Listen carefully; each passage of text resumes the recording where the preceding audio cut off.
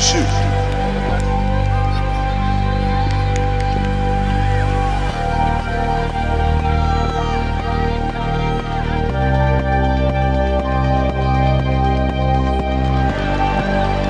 This looks good. It looks real good.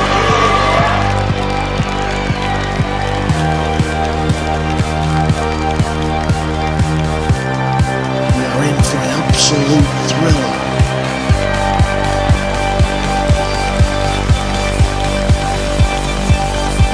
Look at this.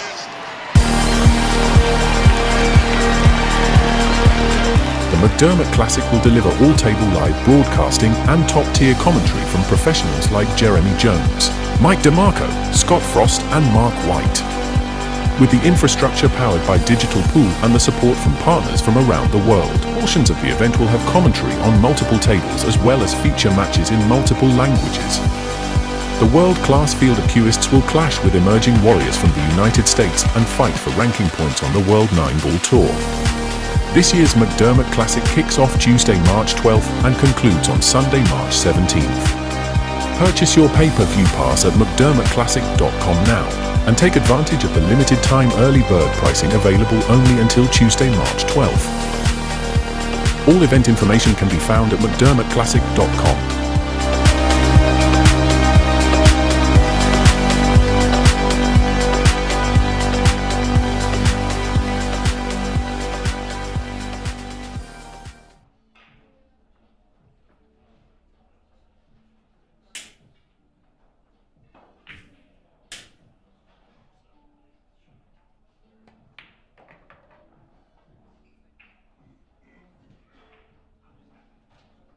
All right, here we go for a second.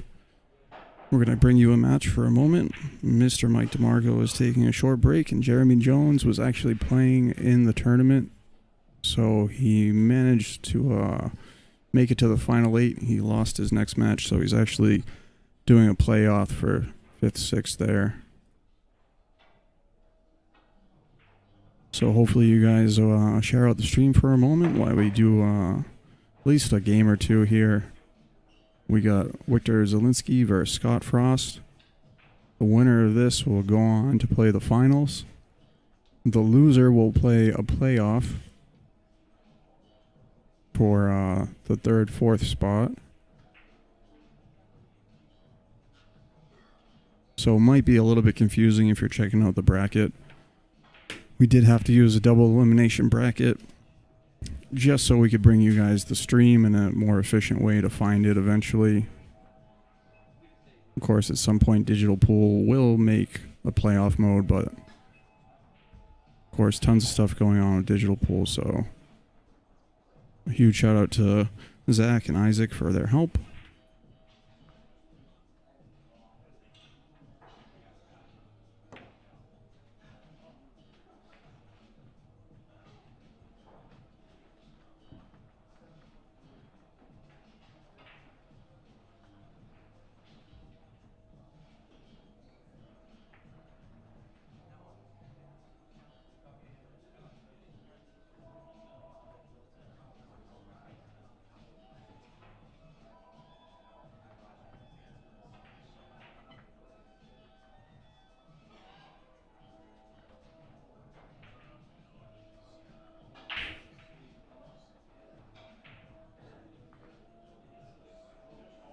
So they just started this match a minute ago.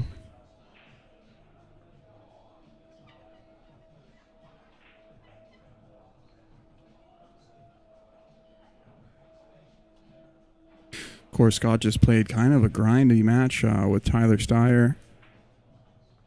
I think they got into 2 up-table games that were pretty long, and I think that really favored Scott. I actually talked briefly with Zielinski about this match, and I was like, oh, you know, it's going long, blah, blah, blah.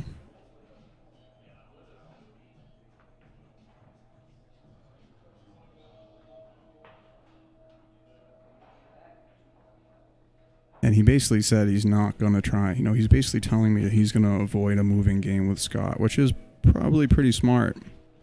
It's also kind of funny because originally Zielinski was a little bit apprehensive to play this tournament, but He just won the U.S. Open 8-ball at Griff's. I mean, I think he's like, I'm not sure if he's a straight pool champion or not, but even if he's not, doesn't actually have a title, I think it's probably safe to say he's a straight pool champion, if that makes any sense.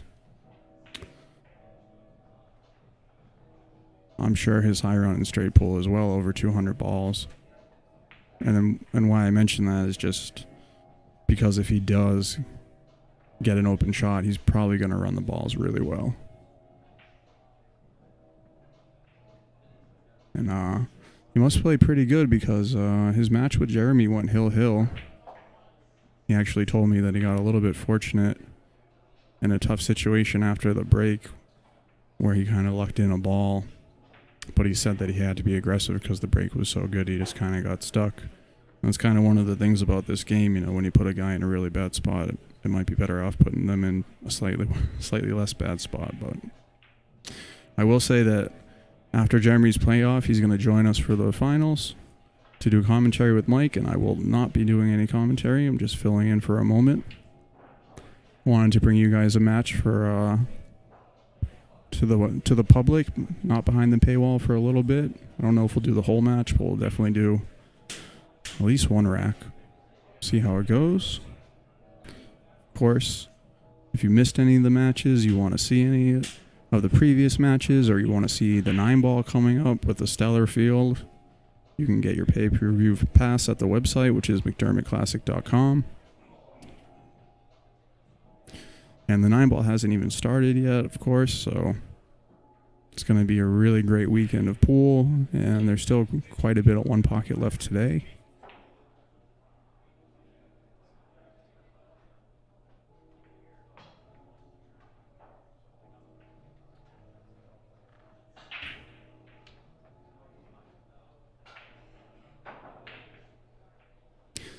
It will be really interesting because I haven't really gotten to see Victor play. I've been watching Scott play quite a bit, and I've seen him in the past, but I haven't actually had much time at all to watch really any of the matches. Kind of just been running around, but now that I'm here doing the commentary in the booth, I should be able to enjoy a little bit of the action.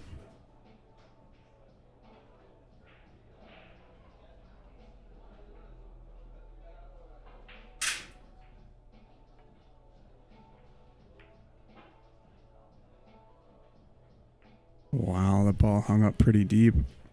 I have to say I'm pretty shocked, and I think Scott's shocked too, just by he got frozen up there looking at the ball. You can see the expression on his face there. I mean, that ball is real deep. Victor's just gonna give it to him. Yep. I don't think he wanted to do that, though. I think he kind of left a little bit of a bank, potentially, to actually go back to that view. I don't know if Scott can, I think he's going to bank this. I feel like he is going to bank this.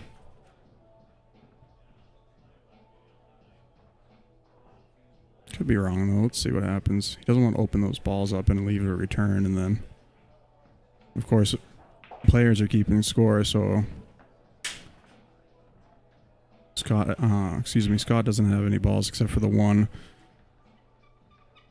that just got put in, so it's 4-1. So what I'm trying to say is if Scott misses this bank, he's probably going to break up these balls, and he could leave an easy return bank, and then now all of a sudden he lost the first game pretty quick. We also have Danny Olson and Lucas in the background. Danny's been killing it. It's surprising how cheap he went in the auction, considering he won the 1-ball tournament.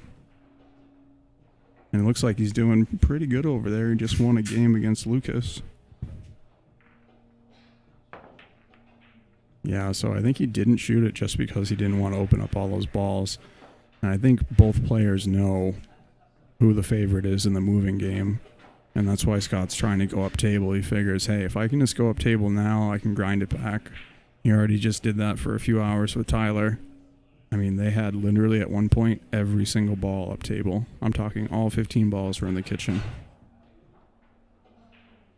I don't know if I've ever seen that.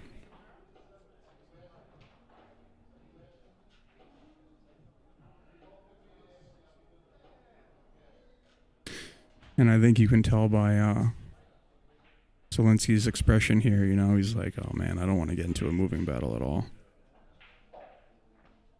Of course, if you guys do like One Pocket or you do like 9-ball and you don't have time to watch the stream, if you do happen to take the time to purchase it, you do have all the videos for 30 days, and you have last year's videos as well from the inaugural McDermott Classic, which we had a pretty good field. Probably not as good as this year's field, but it was pretty good. If you guys recall, we just had the 9-ball that year. And it was Billy Thorpe and Sky Woodward in the finals.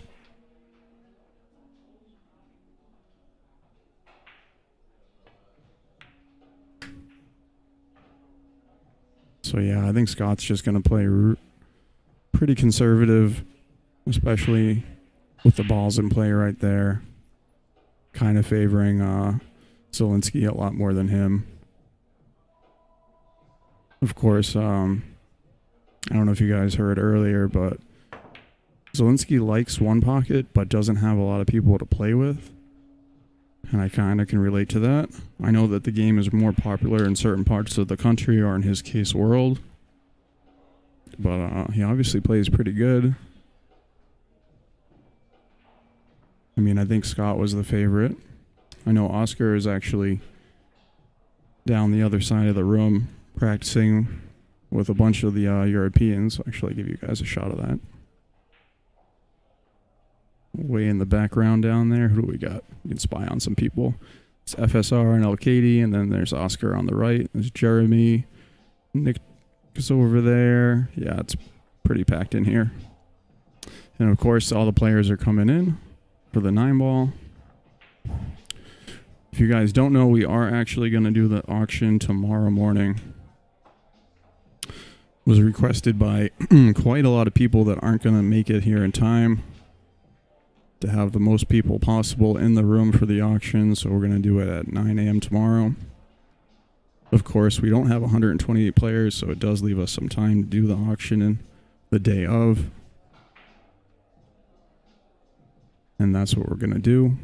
We're just going to use the main room for the tournament, so if you're curious about tickets, we do have some VIP ticketing left. Just a few seats on Friday. I think I have one open seat for Saturday, if anyone's interested, and then we have plenty of general admission for the whole weekend. But I would recommend on Friday and Saturday, if you do want to come, grab a ticket, text me or DM me, because there is a possibility that we will be at capacity on Friday or Saturday, and that if you come without a ticket, you might not get in. So I would recommend prepaying for your ticket. If you want to come for the whole weekend, it's $120, or if you just want to come one day, it's $50 a day.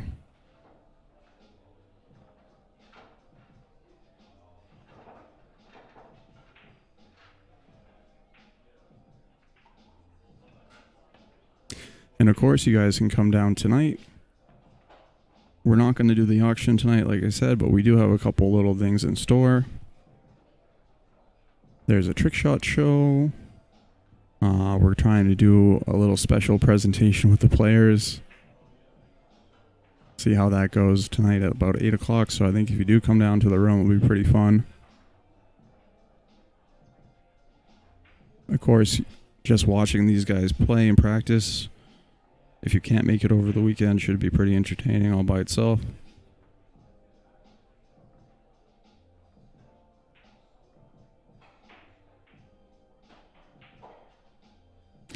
I do have a lot of people asking me about tickets. It's a will call, so you don't get a physical ticket. You just come to the door. That's why I ask for your names and your phone numbers.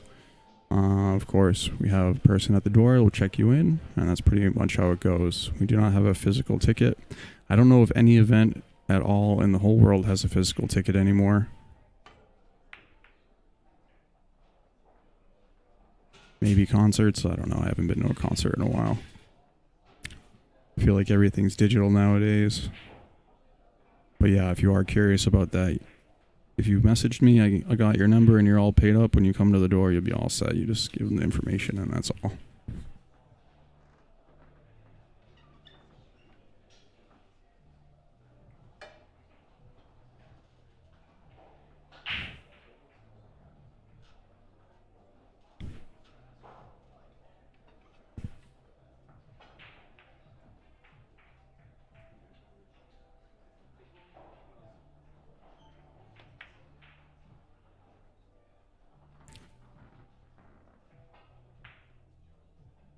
Just hit the point there.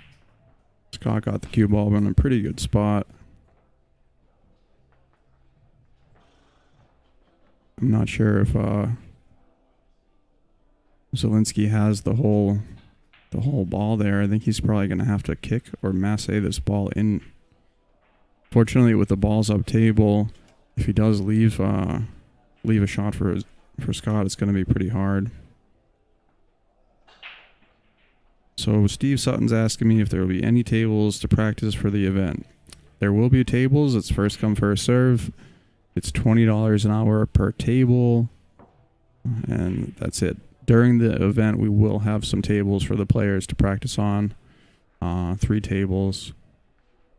I know it's not a lot, but that's basically all we have. So you will have a chance to practice some before your matches. The matches are going to be scheduled, and I'm basically going to make it so the people that have a match the next round are allowed to use the tables. That's probably the most fair way to do it. Because if we don't do it like that, we'll end up with people playing matches on the tables for side action, and then the people who want to practice won't get to practice. So I think that's probably the best solution.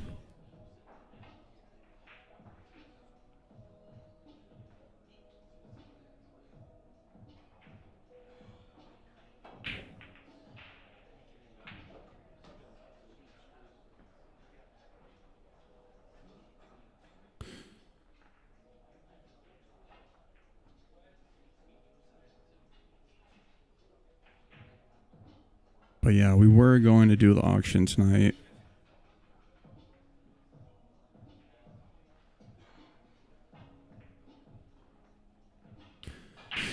But we just thought better of it, considering all the players won't be in the room until tomorrow morning.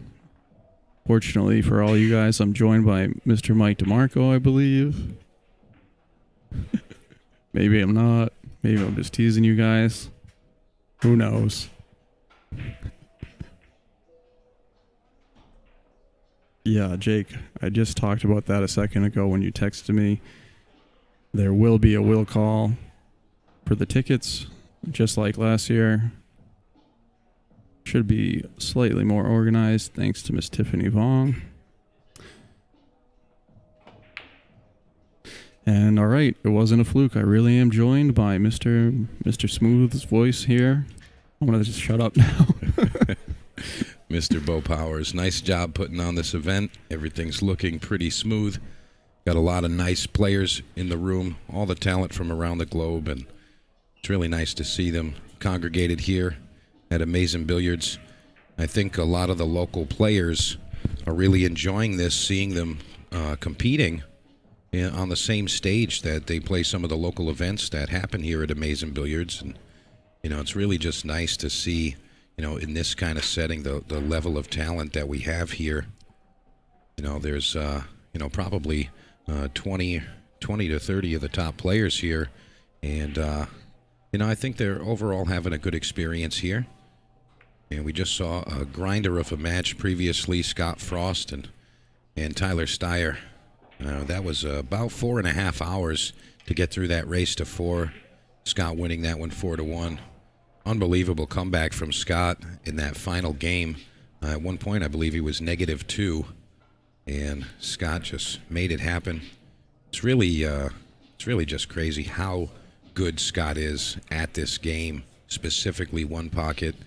And earlier, I was talking with Steve Booth about, the difference between just the overall talented players that are sticking with 9-ball, 10-ball, even 8-ball. Talking about this guy, Victor Zielinski, is a recent World 8-ball champion, and that was less than a week ago about. And, you can really tell the difference between just a talented player and a talented player that knows one pocket. Really is a difference there.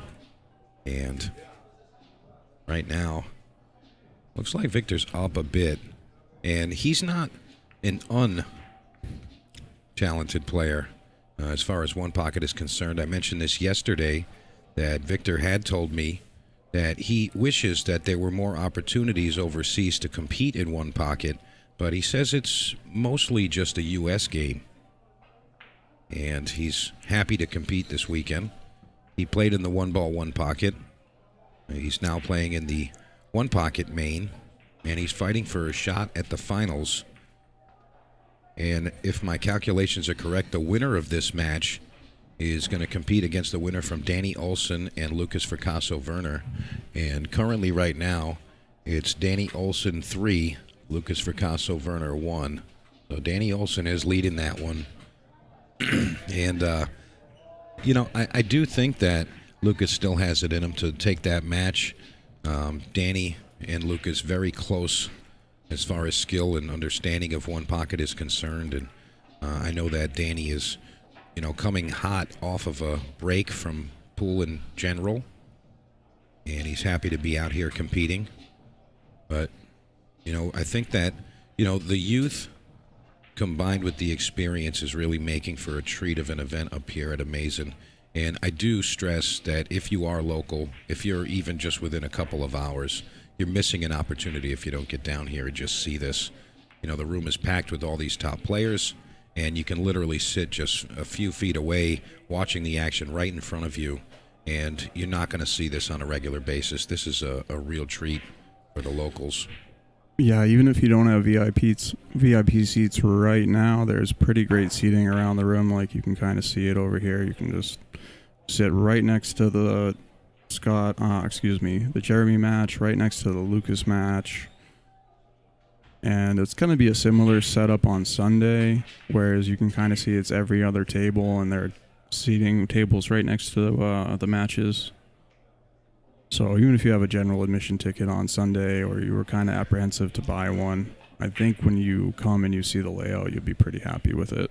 Yeah, and I think that a lot of folks don't understand the full spectrum of how this event is put together and what really goes into those things. And just to speak on that quickly, there's a ton of costs involved, even just getting this to happen, let alone carrying it out. But just getting to the point where it's like, okay, we're about to begin. There's a lot of costs involved, and, I don't think it's much to ask to help reciprocate that and continue these so that we can have these events going forward. And, one way that you can help is obviously to get involved with the pay-per-view. You can get that information at McDermottClassic.com. And getting that pay-per-view pass, you can watch all of those matches at the same time. They're all live on all the tables. And you can also go back and watch them for up to 30 days on demand. I think that's a great value there. And, the best is obviously to come into the room and be here to watch the action unfold right in front of your eyes. And if you are local, just a couple hours away, anything in that zone, I really think that you need to take advantage of that and get yourself down here. There's plenty of top players to watch, and I'm sure that one of your favorite players is going to be here. There's tons of viewing screens throughout the room, all around the room. You can see the scoring on all of the tablets. And, Bo, you did a great job setting up those larger view tablets and the TV screens around the room. It really is a well put together event. And, I think coming here and what is it for general admission? Like $50 or something like that? Yeah, it's $50 a day, or you can do Friday, Saturday, Sunday for $120. Yeah, I mean, it might seem like a little out of the ordinary for folks that aren't used to paying an admission into a pool hall or to a pool room to see a tournament. But honestly, that's not what this is. I mean, that's exactly what it is. This is a special event. This is something different. It's not a normal thing. And to continue to have things happen like this, we kind of got to do this as a group, as a community, and support that. To be able to make it happen, time and time again. These are definitely special types of situations, and I think that the value is there. I think the value is absolutely there. Yeah, of course, I think people maybe don't realize, we have to shut down the room for 6 whole days, basically. So to make these things continue in the future, we do have to cover costs. And that's really basically what we're doing. It's just covering the costs. Yeah, and I think everything's reasonable. I don't think we're over a certain line. If you get what I mean there. No, I hear you. But Right now, I mean, look at the match we've got here. We've got Victor Zielinski, Scott Frost, again playing for a shot against the winner of Danny Olson and Lucas Fracasso-Werner for that one pocket final. And again, Scott Frost's previous match with Tyler Steyer, that was such a long, grinding match, and I think that Scott definitely has the advantage in this match and in the event overall. I think. He's the most notable one-pocket figure and name in the tournament. And I think that the only factor that's coming into play here is that it's Scott Frost versus 3 super young players that are all very talented. And I think that the endurance factor is really the only key here if Scott can endure that youth. This is day 2 of the tournament. It didn't start today. It started yesterday. So these guys were grinding all day yesterday. They got to get some sleep, come back the next day early in the morning, and, just get right back to it. And I think that that's really going to be the factor to rule Scott as the favorite still. It's really just going to be an endurance competition. What do you think, Bo? Yeah, I mean, plus there was the one ball, one pocket on Tuesday. So I know it was a short event. It was only like 4 hours long, but Danny and Lucas were in that event pretty late. So I would say it's definitely a factor. For the one pocket, we did do a 2-stage, so the first stage went pretty quick. I mean, we started a little bit late and did a second auction for the guys, and it went really fast, I thought, and I'm sure the new cloth is helping that out. Yeah, when I was talking with Jeremy yesterday, we discussed the size of the pocket specifically for one pocket with 4.5-inch pockets in the room, and the new cloth combined, that kind of is a formula for a little extra help with those balls falling when they're getting close to the pocket. But yeah, I think the one ball, one pocket went pretty quick. I think that day 1 of the one pocket went pretty quick, and with the exception of that previous match with Scott and Tyler, I think most of the matches are going at a pretty decent pace, and the momentum is still kind of rolling along here. But again, if you're in the room here, if there's one match that's kind of stagnant or, they're kind of in a wedge situation that we saw last night a little bit, there's other matches to watch. You can say, you know what, while they're kicking those things around, I'm going to walk down the way and I'm going to go sit over here and watch this matchup. And, you really can't lose with which match you're watching. There's so many strong players in the room, and it really is just such an awesome thing to come to New England. Yeah, plus it's a 2-stage tournament, so the final 8 is single elimination, but because of the way a payout works in single elimination, we're doing playoffs, and that's twofold, obviously, to give the players a little bit extra to play for, and of course for the fans who are watching, instead of having the guys come in, play a match, and then if they lose, they're gone, well, they're going to play at least another match. So that's what I'm saying. It won't be just the finals going on. You'll have another match, 2 matches, right? Or just one? Yeah. 2. Yeah, there's going to be 2. Yeah, there's going to be another match after this, and obviously we're going to see our finals. But I do urge you, if you're close by, come on down to Amazing Billiards. If you want to see some more one pocket, come on down tonight. Remember, the 9-ball starts tomorrow. You can participate in the player auction, and that's going to be at 9 a.m. So you can come down in the room, get yourself a nice seat, and you can even bet on a champion. Just that alone is an awesome opportunity just to say, hey, I'm on the same team as maybe Victor Zielinski or Scott Frost or someone like Oscar Dominguez. Josh Filler. There's so many top players, but just being able to say, I own this guy, and if he wins this tournament, I'm going to cash in, and this is my teammate. This is my teammate here. And needless to say, auctions in this area aren't usually super high. But I will say, with this level of talent and the number of talented players in the room, this is going to be a fantastic payout. This is going to be a great thing to participate in, even if you're just a gambler. But as far as the action's concerned, this is tops. Yeah, and as far as tomorrow goes, there are a couple of VIP seats left Saturday. I have one. We added a seat. Actually, that's the reason we have an extra seat, because they did sell out. So we did add a seat on Saturday. And then on Friday, I think I might have 4 seats left. So there's still VIP for tomorrow? Yeah, just for tomorrow. All of the days are going to be great, but I kind of feel like tomorrow's going to be like the best day only because every single player is here. It's going to be super active in the room, and you're not going to miss someone if they get eliminated before day 2 or day 3. It's just going to be the best. You can participate in the auction, and you can see every single player that's signed up and competing. So, you're really not going to want to miss that. And right now, it looks like Victor is still leading this first rack 4-2, but I really don't think that Scott is going to allow him to stay in that position. He's just so good at putting his opponent in a bad spot where they just don't have all of their tools. He's just so good at that. And you see, I would say they're probably, just because it's on a weekday, that's probably the only reason why there are any spots left on Friday. But I am willing to bet people come in and they're like, oh, I want to sit there. Well, if you do come in with a GA ticket, you can just upgrade for the difference. So keep that in mind. You can kind of see how close the seating is. It's right there, literally right there, especially in the corner. So I think it's a great value, truly.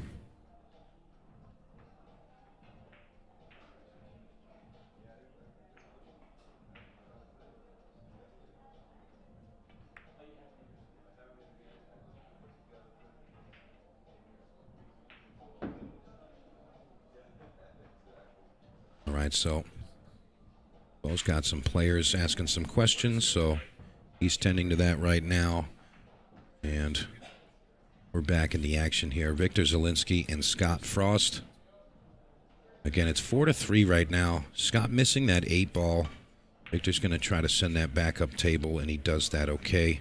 Doesn't want to leave a bank here, although Scott is close to that bottom rail, so it's going to be difficult to even take it on if he wanted to.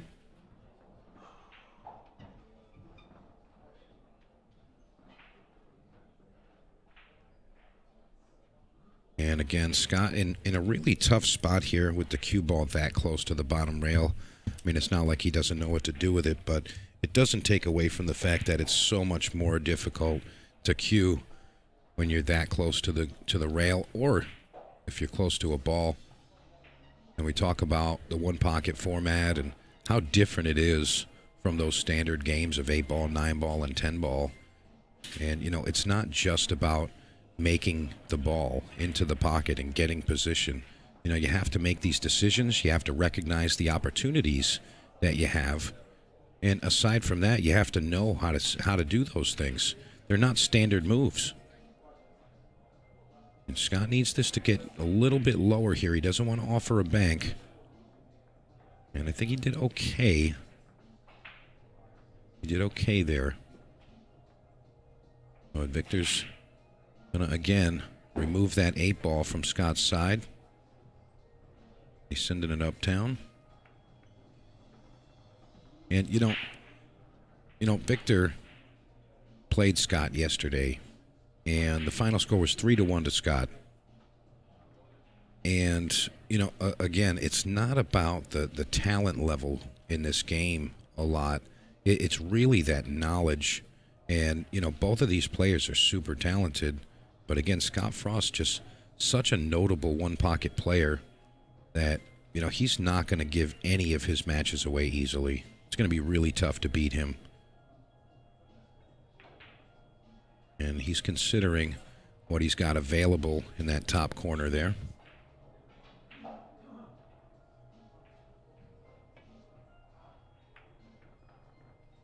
And he's kind of just biding his time here. Almost sells out a 2-rail shot, but he does not. And again, Scott shooting to the bottom right corner pocket. Victor the bottom left.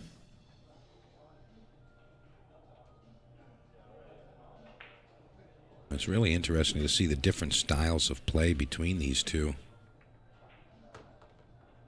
Victor getting the game moving forward. He wants to send a ball down table. And I think Scott may pocket something up there to tie those up. If he doesn't think he has an opportunity to get that to his pocket, he's going to end up doubling up that spotted ball.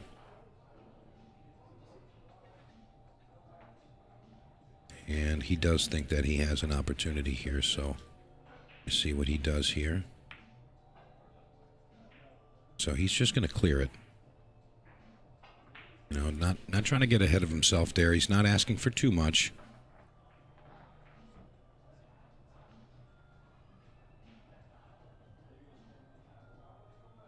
And it appears that Victor does have something here. I don't think he was trying to contact that one ball. I think he was just trying to two-rail it and send that cue ball up, but now you can notice the speed in which Scott recognizes these shots. You know, he just sees them clear as day and right away. And look at the execution. Again, it's just going to be super hard to beat a player like Scott Frost in this format. There's very few players on the planet that understand the game as well as he does. And you know, just being able to recognize those shots and execute that quickly, that can actually be a little intimidating to a player. And you know, Victor, he seems like he understands the game as well, but the experience of Frost seems like it's going to be a factor here.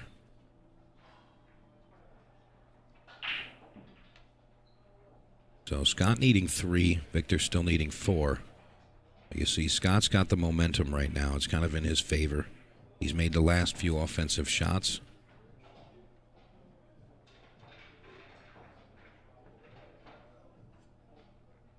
And now Victor trying to figure out how he's going to progress this rack. He needs some shots to shoot at, and that's his strong suit. See him boasting that super high 821 Fargo rate. And that is absolutely in the world-class caliber. Again, congratulations to Mr. Zielinski for winning the World 8 Ball recently. It was just about a week ago over in Vegas.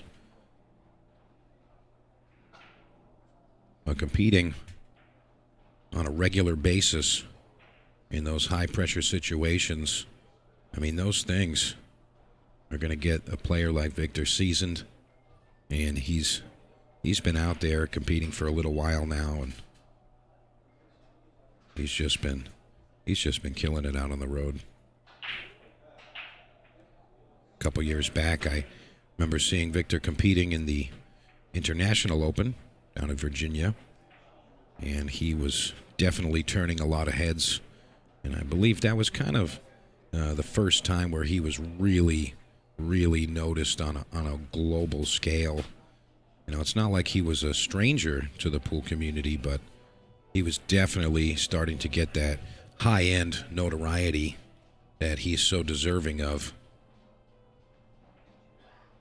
And now he's definitely a household name, if you ask me. And look at the speed. Look at the speed there. Now, judging by the score here, there's a possibility that Victor follows this in.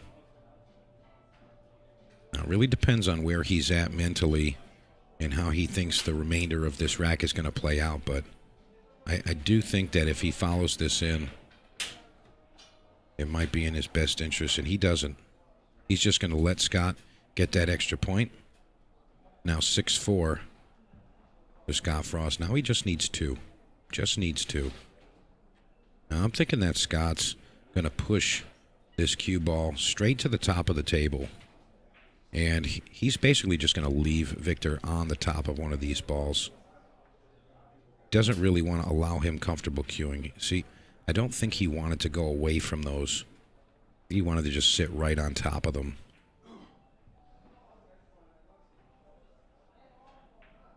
There's not a ton of options where Victor's going to be in a positive situation, especially with that score line. You know, there's only 2 balls that Scott needs to get this. And, you know, Victor's going to have to send a lot of these down table. You know, Scott's basically just biding his time and waiting 1 ball at a time to send it to his pocket. And now that we've got this cluster in this top corner, You know, this game is really starting to favor Scott again. He can just kind of bide his time and wait for a ball at a time to go down table. And you saw what happened with the last shot. You know, he hung the ball in the pocket. Victor had to shoot it in. He didn't choose to follow it in, which obviously would have taken, the ball away from both sides. I do feel it may have extended the game just a bit. But Victor is an experienced player. So he should be able to make sound decisions, for his best interests. I am noticing that the speed in which Victor is shooting here, you can tell he understands the game too. He does. He understands this game very well. And that was noticeable a lot yesterday. We saw a lot of the players competing. Some of your top rotation players, and someone that's maybe rated lower but understands this format much more. They were sometimes dominating the matches, and both in the one ball, one pocket and the one pocket main event. But those things don't actually show themselves, and they're not as apparent until you get to see it in the formats like this. Victor's just going to put him in the mud here. Scott doesn't really want to move another ball to that spot, so he's not going to pocket anything. He's going to kind of nick it. Now he is possibly able to pocket this, but I don't think he wants to. Yeah, he froze him there. He didn't want to leave it hanging there. But see now, when you look at the score line and you're counting here, the balls Scott needs are down table now. And Victor's going to need another couple of balls to come down there for him to be able to win this rack. Scott opens up a third ball.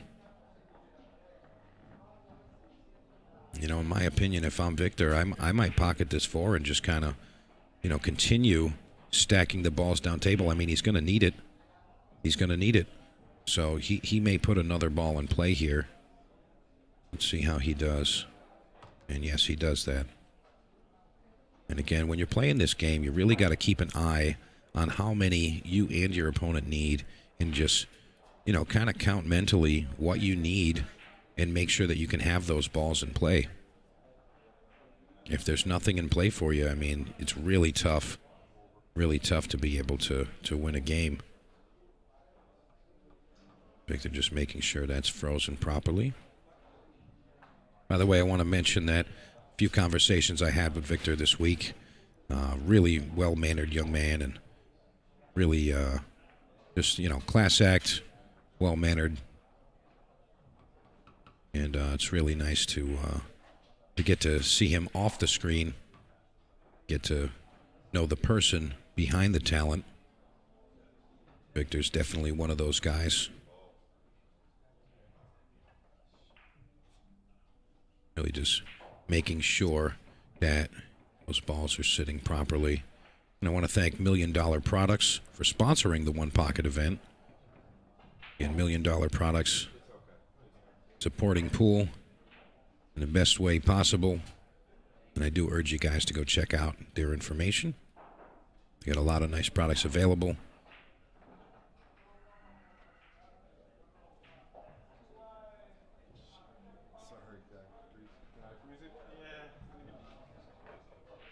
And, I don't have the website available, but I'm sure you just type in $1 Million Products, and you can see that in like a Google search or whatever your preferred web browser is.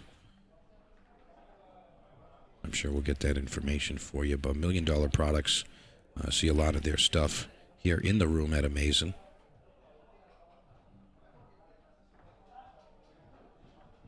Scott opening up those 3 balls. And I think the game is really going to start progressing a bit here, and I think it's going to be a little faster paced action from this point forward, just in this particular rack.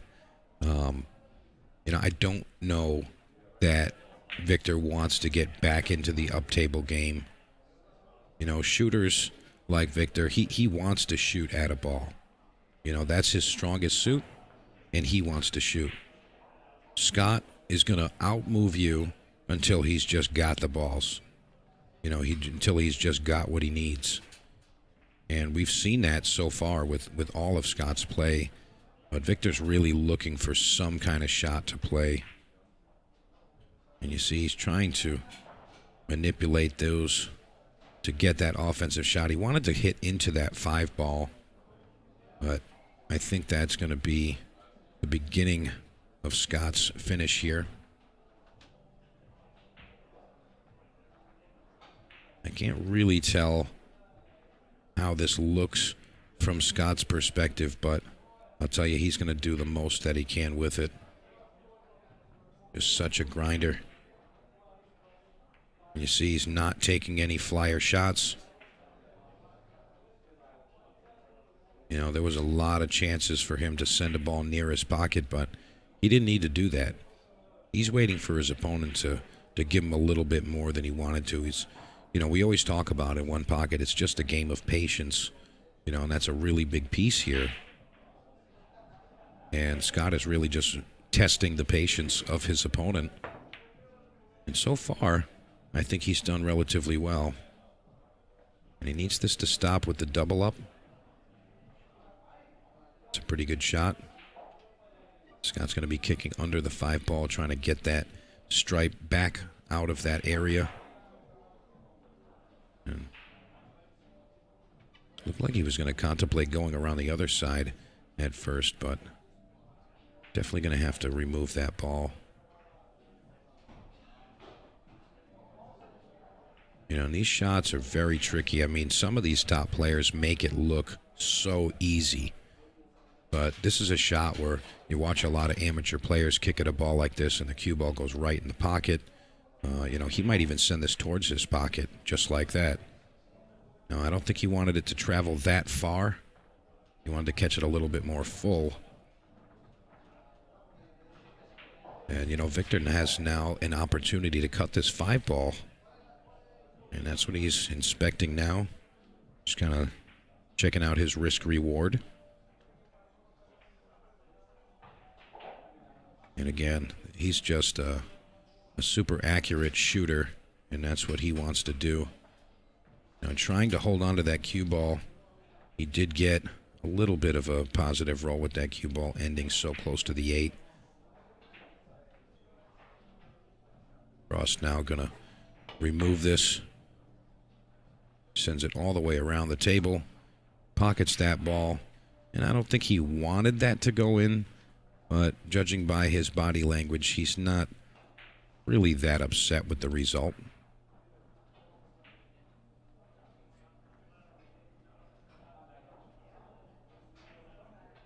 Now perhaps we're in a predicament where we have to play a little bit more of an up-table game.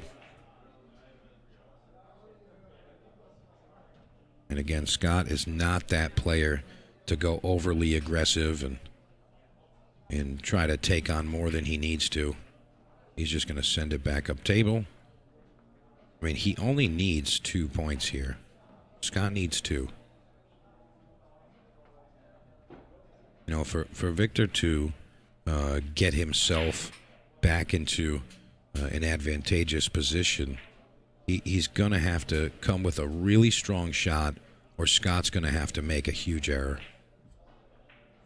You know, Scott's got unbelievable patience. I mean, think about the match that he just went through and having the mental stability to get right back into a match like this and still come with it. You know, that is such a draining type of situation to play. You know, for 4.5 hours, you get like 5-10 minutes to breathe, then you're right back in action immediately. That's tough. That's tough. Now, he's considering playing something with these two here. I think he may back off of this. I mean, there may be a shot that I'm not seeing here. But it's a tricky situation, and a big error here can definitely turn the tables very quickly. I think Scott's going to definitely do the calculations on the risk reward and make a sound decision here. And look at that, right in the pocket. What a great shot from Scott Frost. Now needing just one more. Going to bank this one to his pocket. And hopefully get it to fall and take rack number 1.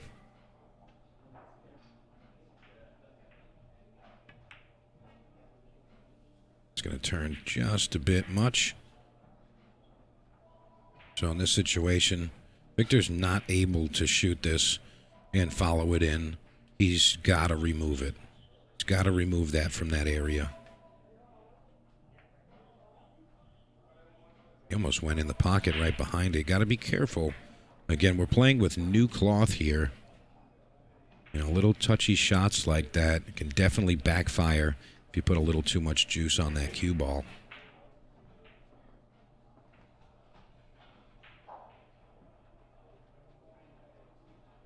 See that expert cueing from Mr. Scott Frost. You know, I don't know if I agree with the sending of that ball back down there, but I understand his thinking. But look where the cue ball ends. Look at that.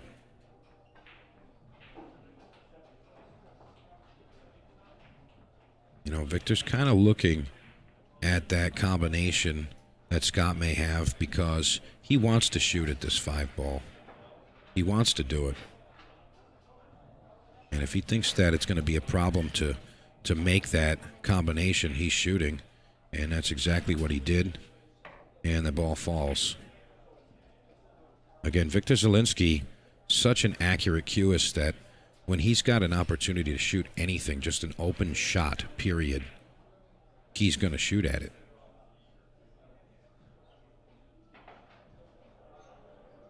Now he's entertaining a possible carom here.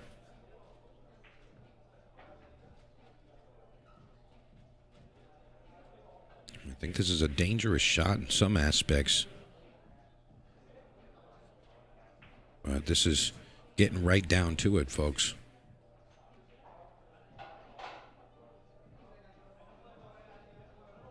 And he just kind of leaves it like that. I don't know. This is tough. I don't know if we can actually see what this looks like. I don't know. It doesn't look like this combination is there.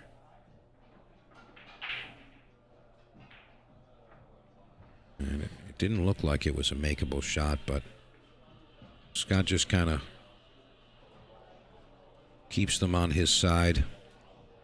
And Victor knows that he's got to come with something strong here because the freezer is about to close this rack out.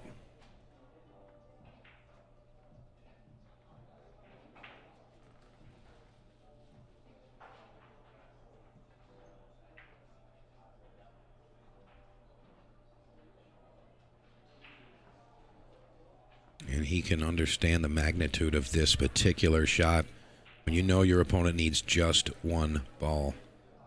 Absolutely cannot afford an error at this point. Cannot afford it. I think what he's contemplating here is banking the 12 into the 11 and sending the cue ball back up table. Now, there's definitely a few options here, but none of them are great. He may also bank that ball into the other from this line just like this. Try to keep the cue ball down table.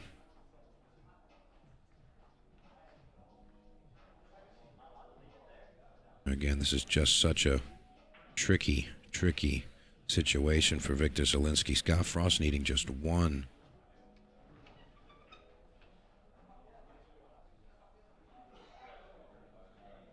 And it looks like Scott just going to play right into this 12 ball here. He's sending it all the way around the rails. Is he going to make this ball? And he's going to get it back to his pocket. But you see the depth of the thought behind the shots of Scott Frost.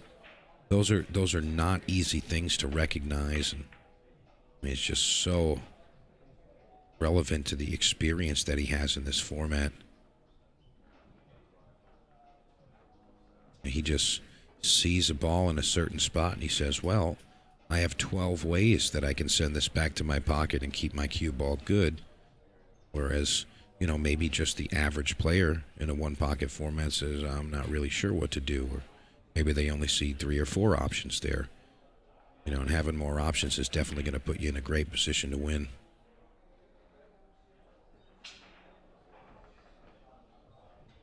So that one leaked out a little bit. Again, I think that Victor is in a position where he kind of just needs to shoot a ball. And again, it is his strongest suit, just pocketing the ball. Such accurate cueing here. And look how strong the shot is. You give him just a peek at it, and he's just cutting it in. Again, he's got to play a bank shot here, and then all bets are off. If he makes this bank shot, all bets are off. We don't know who's going to take this game. Yeah, it looks like he's going to come up a bit short here.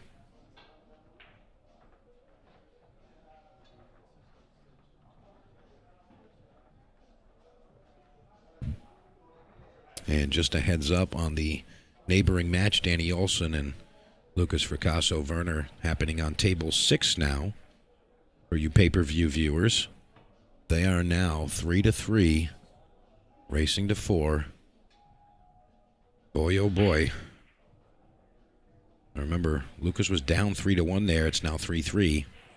So the momentum is with Lucas. I know we have a lot of Lucas Fracasso-Werner fans in the Northeast.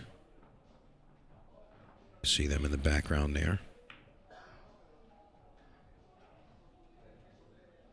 And I don't think Victor's going to like the result here. Gets it close to the rail, though. That changes things quite a bit. And again, you see just the speed in which Scott gets down here. He just knows what to do so quickly. And a complexity of his thought process that's really simple to him. It's just remarkable. And to play it at such a high level. Playing fast isn't necessarily talent, but playing at that level and recognizing shots that quickly, that's a truly special ability. You see, in this position, Victor has definitely slowed down his approach to each selection.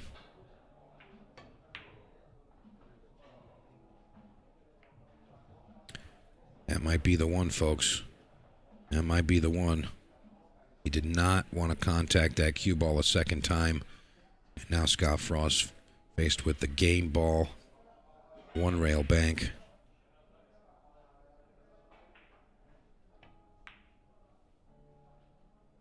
And it's going to go just a hair long. Scott slightly disappointed, but of course played at great speed. Going to sit right there.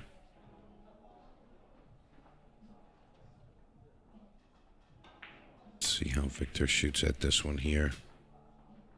Doesn't want it to fall. And it looks like he may have left a 2-rail opportunity. It's really tricky to judge those 2 railers on the fresh cloth. Doesn't really react the same way as the slightly worked in cloth. And you see Scott doesn't even attempt to get it towards his pocket. It's such a strong strategy, having the patience to not shoot at your pocket and just wait it out for your opponent to give you something. They're going to get anxious and perhaps leave you something like that. Kind of exchanged it here. One ball coming up.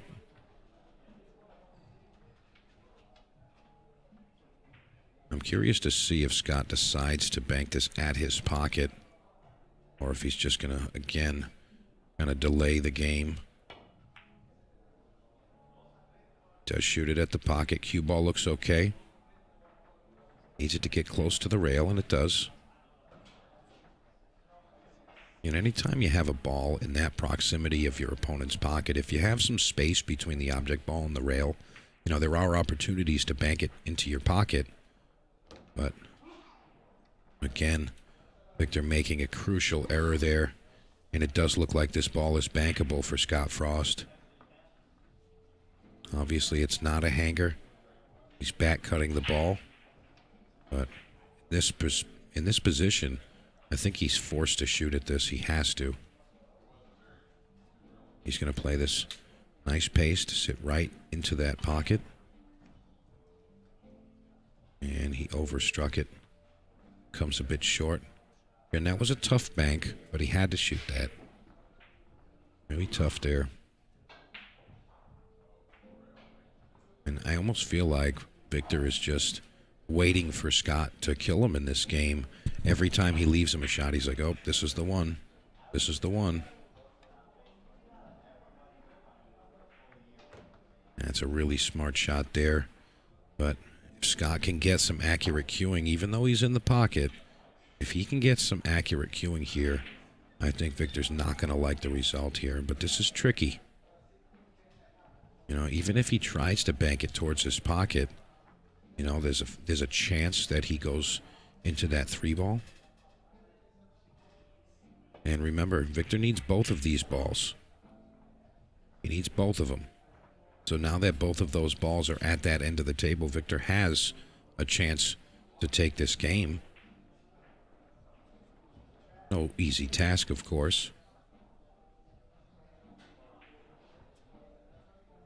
With the accuracy of Mr. Zielinski, I mean, anything is possible.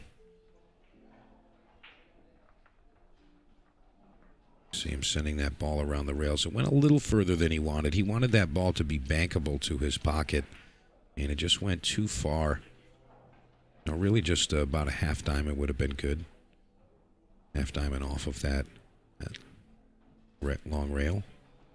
Scott Frost comes with a significant kick shot to take rack number 1, 8-6. Wow, what a great shot that was.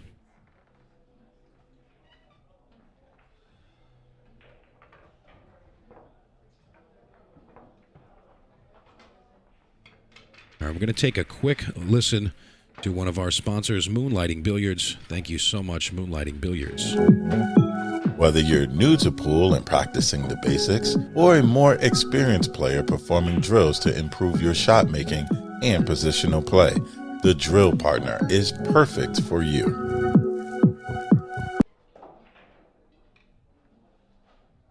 And again, that was Moonlighting Billiards. Make sure you guys go check them out on their website or their Facebook page.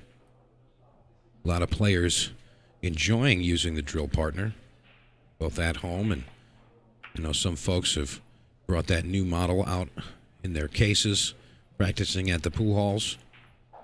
It's really nice to just have something consistent to work with when you're, you know, training and practicing, honing your skills. You know, sometimes it can feel kind of like a chore, but I think that a tool like the Drill Partner kind of makes it fun. And, of course, you always want consistency when you're training. Again, the Drill Partner from Moonlighting Billiards.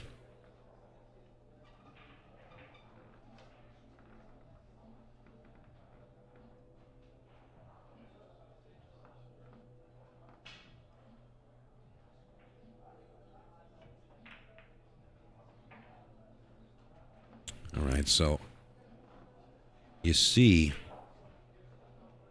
the situation that we're in here. There's not really anything close to either player's pocket here. And we're going to take a look and see if we have anything that's even remotely wired. And it actually looks like the 813. It can go to that bottom right corner if sent at the right speed. But you can't really get at it right now. And I know things are going to start moving around, so nothing's really going to be the same in a lot of these shots here.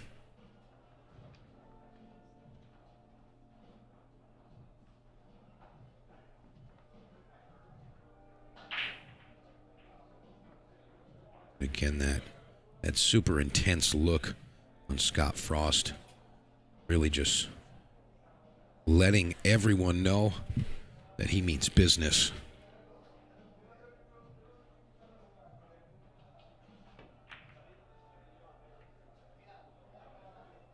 Wanted that to turn over just a bit more. I think he did okay with it.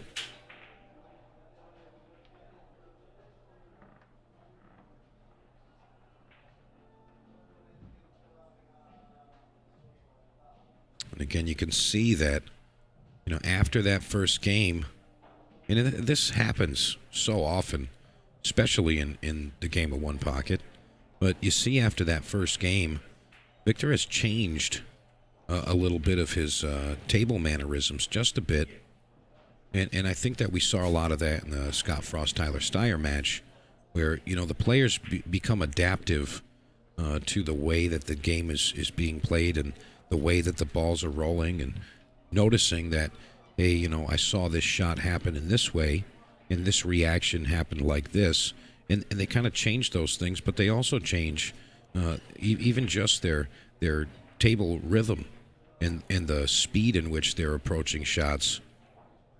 And we say this all the time. When the good things are going good, sometimes they go real good, and when they go bad, they can go real bad. So Scott Frost trying to go along with that notion, and things are going good for him, winning rack number 1, and he's trying to maintain that momentum, continue with this. When you look at all the players that competed in this one pocket event, it's definitely no surprise to see Scott Frost here. I mean, such a quality field. Just a testament to his understanding of this game. Truly remarkable stuff.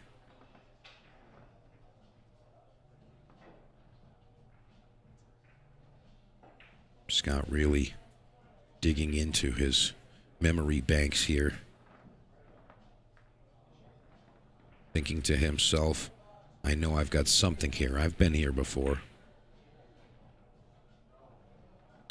I think he was looking for more of a 2-rail reaction on that 11 ball. But it's not really a devastating move where it hits the jaw like that. Doesn't really leave a bank or anything open. Victor apparently sees something here. Let's see if we can recognize what he sees.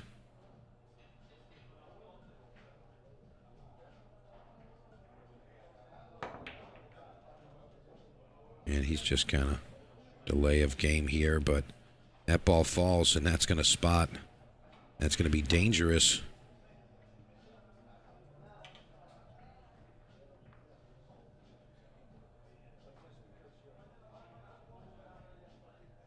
And Victor, a super calm, well-mannered young man.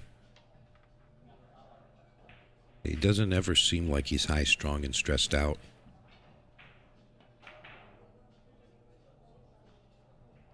Really nice speed from Scott Frost. And he was expecting that to fall. I was as well. Seemed like just at the last second it wasn't going to turn over enough.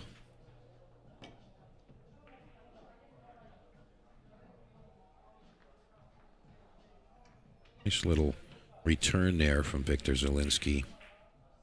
But Scott's going to try to bank this right back at his pocket.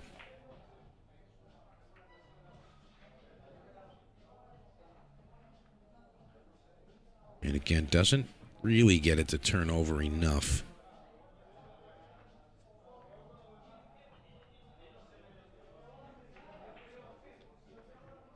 Let's see how he's going to return this one. This one's a little different because that right long rail isn't available to bank into if you shoot square into the ball. It's too low. Let's see what he's going to do here. He kicks it right into the stack here. This is the point in the game where players are starting to make decisions on if this is going to be an up-table type of game or if they're going to continue with that controlled aggression, as they say, keeping the stack somewhat intact. I think we're going to see a bank carom here, maybe. Nope. Kind of starting to look like we may go up a little bit. You know, once the players start volleying back and forth where the cue ball continues to end up centered on the bottom rail, that's when we get into those long, drawn-out games where no one's really going to give up anything, and you're kind of searching for a bank that's lost in the world up there. You see, it's starting to have the makings of an up-table game, but still a lot of hope to keep us in action here.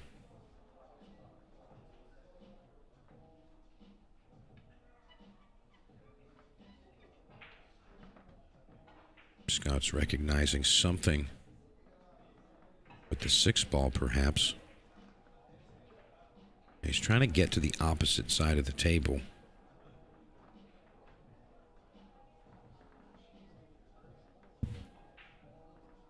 And it appears he may actually be entertaining a kick here. No, no way. No way. Something's got him a bit stumped here, though. And you know, when a player like Scott Frost is at the table, I mean, he's been in these situations so many times that he may have a multitude of options. And he's kind of just going through all of them now and seeing which one gives him the best reward.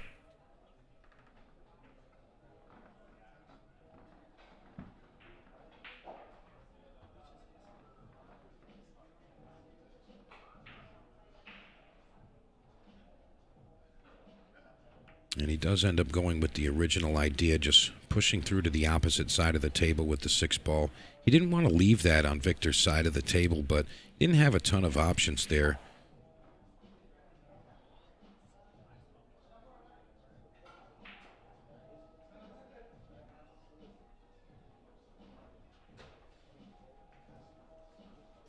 And we're going to give you a quick look at the score on our other matchup.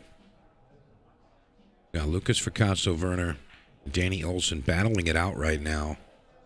And they are playing an up-table game right now, so they're going to be playing for a little bit, but currently 3-3. And Lucas leading in this rack 3-0. That ball count. And again, the winner of that match will play the winner of this one right here.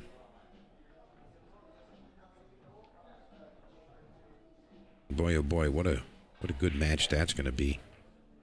Those boys, again, if you have your pay-per-view pass, you can watch that match right now along with this one. And that's McDermottClassic.com. You can get all that information. If you're coming over from the Facebook platform, I suggest using a Chrome browser or a secondary browser. Don't go through the Facebook browser, as there have been issues utilizing that with making your account and whatnot. So please keep that in mind. And don't forget, if you do have your pay-per-view pass and you happen to get tied up with something and you have to step out and step away from the match, you can go back and watch them. Again, up to 30 days of on-demand access to all of the tables, all of the matches. Super high value, in my opinion. I'm a pool fan myself, and that's the kind of stuff you want. You know, you hear about a 6-shot that someone made or a crazy final game that someone had, and you're like, oh yeah, that sounds great, but no chance I'm ever going to be able to see it. And now you can. And you can keep watching it.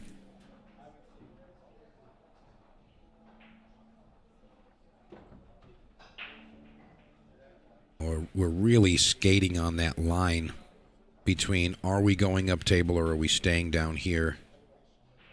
And it's getting a little tight here. Again, Victor slowed down his pace after that first game there. A lot of times players come out kind of guns blazing, you know, trying to kind of flex a little bit and say, hey, I'm here. And, you know, you just get that momentum flowing, and, you know, you lose that first game. Sometimes you take a step back and say, you know what, I'm going to go a little bit slower here and just double check my work. But meanwhile, Scott Frost winning that first game, he's kind of keeping pace. I don't want to say he's sped up, but he's kind of keeping pace now.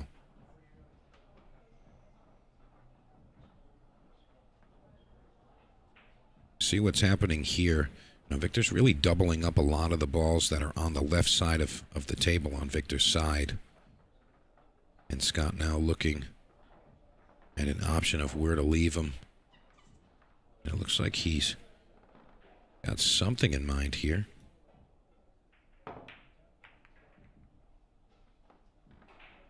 And there you go. It's the first swing at an up-table type of game. And we might be going up there. Really depends on what Victor's feeling in this position right here. If he plays a shot where that cue ball goes in the similar area of the table, right on that bottom rail, definitely going up table.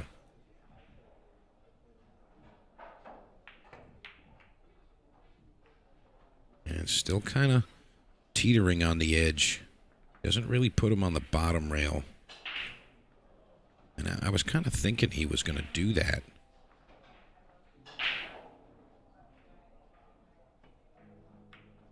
Right. Scott, again, doesn't really send him to that bottom rail in that idea. But he's also protecting some of the balls on his side. And Victor's going to try to clear some of that right now.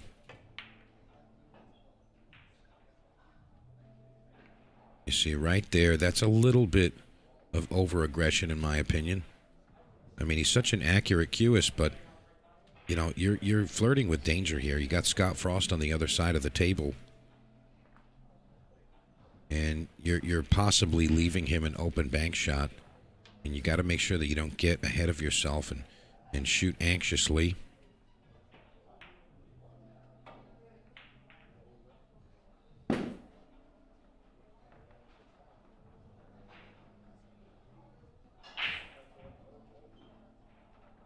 And it looks like Scott is keeping pace.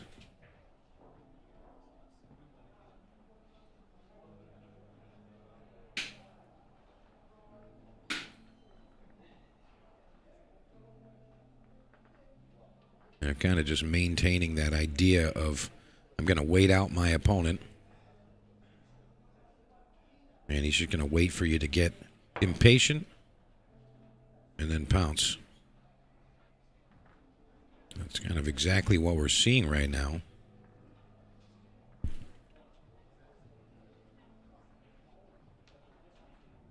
See the freezer, that insignia on the back of his tournament jersey. And you see we're slowly making this up table here. You know, it had the makings of an up table game, you know, just a short time ago, and you know, it's definitely going in that direction now. You know, it's really hard to keep your mind invested in a singular game. And, you know, when you're out there, this game is so fun, you know, just trying to figure out things. You know, if you're a problem-solving type of player, this is the game for you. You know, it's not for everybody. I mean, all the pool games are not for everybody, to be honest. I think they're all fun. But if you're the problem-solving type of player and you like to figure stuff out and say, how am I going to return this? Or where's the worst place to put my opponent? Now, if you can really wrap your mind around those ideas, you know, this is definitely the game for you.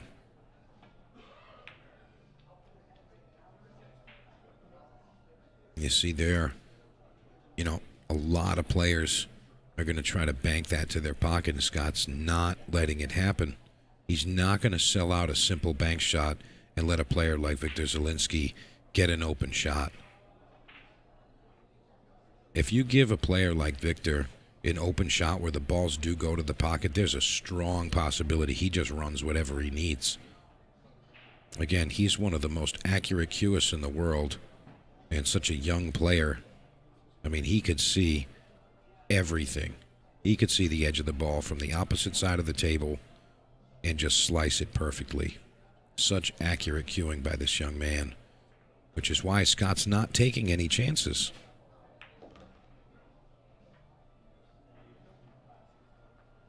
And Victor sends him back to the bottom rail. Ball's going to get spotted here. Not really an offensive position again for Scott Frost.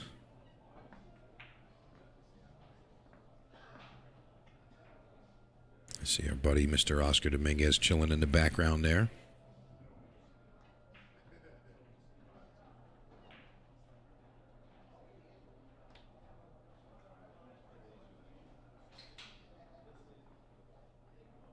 Danny and Lucas still battling on that neighboring table.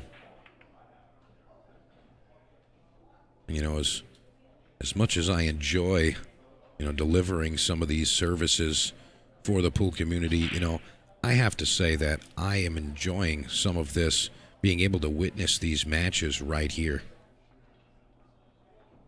It really is just a treat. And again, I urge you guys to come down and see this in person. Forget the 9-ball will begin tomorrow, and if you can get here by 9 a.m., you can participate in the player auction and purchase one of these world-class players, and you can now be invested in the McDermott Classic, and you can have yourself a horse in the race. How fun would that be? I mean, it's always fun having somebody to kind of sweat and bet on there, but I mean, you're talking you can pick from some of the best players in the world, and they're right there. Now you can watch your investment go out there and kill people for you. I mean, what a great time that is.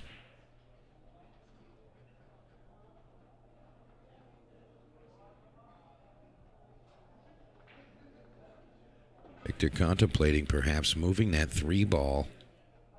He may just stop it right there. And it's exactly what he played. Now, depending on the risk factor, there's a chance Scott banks this. Really depends on how he feels about his cue ball. Again, Scott's such a tight player, not even chancing it. Not even going to take a chance. And, these are things that make him such a devastating player. He's just not taking a chance.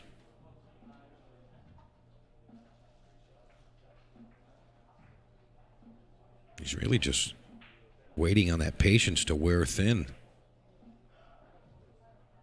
And when it happens, we saw it all week, really. It's just what he does. And forget about just this week. I mean, he's been doing that for years. He's just going to wear you down until you're like, you know what, I just need to shoot a ball, and then that's it. He takes it.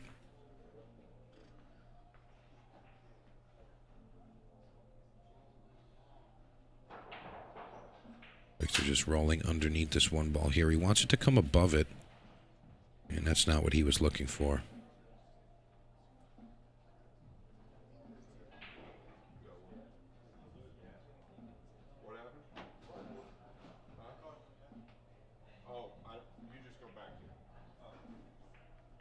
Yeah, so Victor fouling there. It's tough to see on camera, but it looked like he went rail first and just kind of pulled that 1 ball off the rail. So he's going to go down -1. They're now going to need 9 balls to take the win here.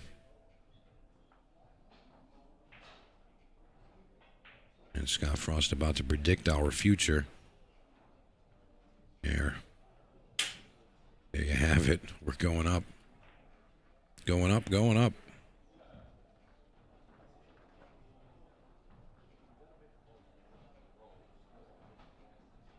It's so intense for these players getting further into the events.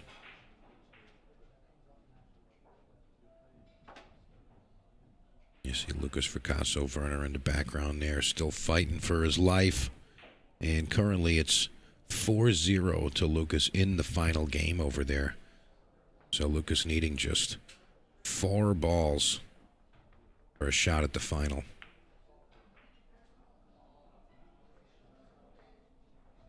Danny Olson, of course, battling And just a quick note, Danny Olson and Lucas Fracasso-Werner were the finals of the one ball, one pocket tournament. And Lucas coming runner-up, Danny Olson the champion. And it came down to that final ball. Double hill finals between those guys in the one ball, one pocket. And honestly, I think they're such a tight matchup. Danny and Lucas, both extremely talented. I think both of those players deserve it. I think the pool gods are going to let us know who's been putting in just that little extra work this week.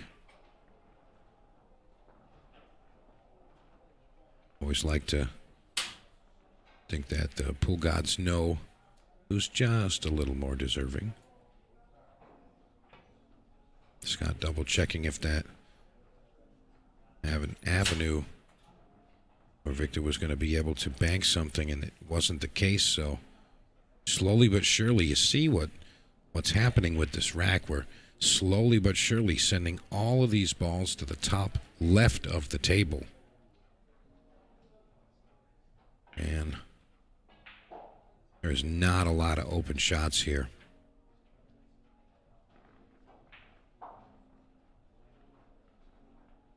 Victor perhaps entertaining a two-railer. No. Again, no aggression here from these players. Victor waiting it out and saying, I'll play that game with you, Scott. I'll play that game too.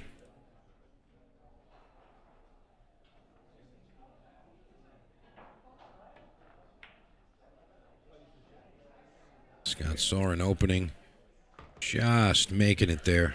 Great shot from Scott Frost.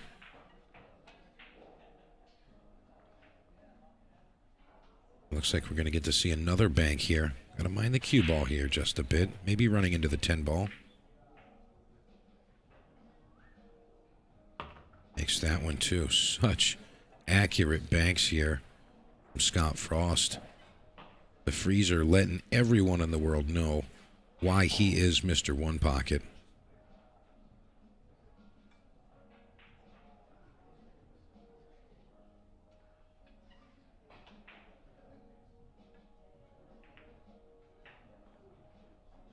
Big bank in the 8 ball here.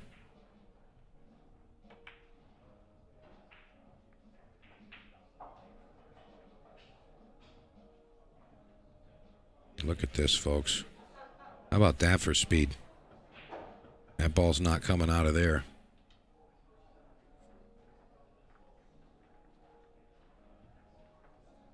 That 8 ball is absolutely falling. Victor has to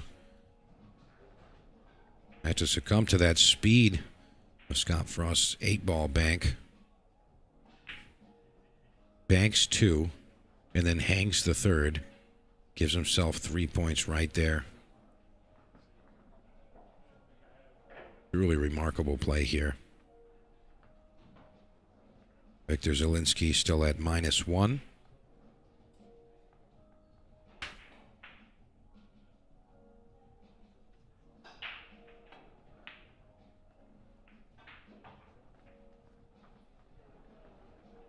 And Scott putting him right back into that spot.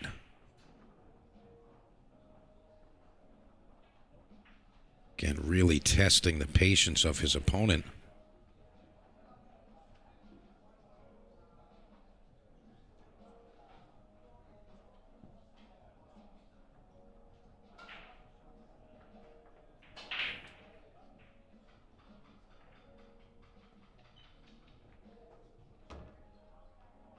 They're just trying to progress some of the action on his side of the table. And I don't think Scott's going to allow him to make those things happen. Victor didn't like that setup with the 15-7-2 right before that side pocket. You know, they were all kind of jumbled up. There weren't any shots available. And, you know, what Victor just did there is he left a combination available if he were to end up in that top corner again. So Scott's going to change that right now. And that was not what he was hoping for there. He's going to leave Victor a bank here.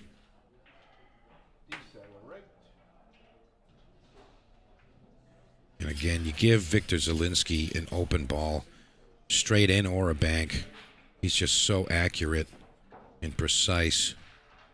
You got to expect him to do something good with it.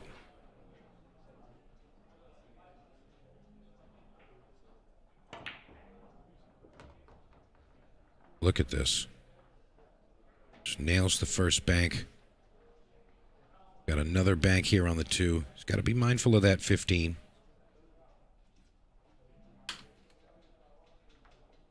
But again, just one of the most accurate players in QS there are. Such a devastating talent here. And he doesn't like the 15's reaction there, so he's going to 2-rail this 7. He wanted to get a little bit more out of that, a little bit more mileage. He's going to spot that ball. Now he's going to go back even.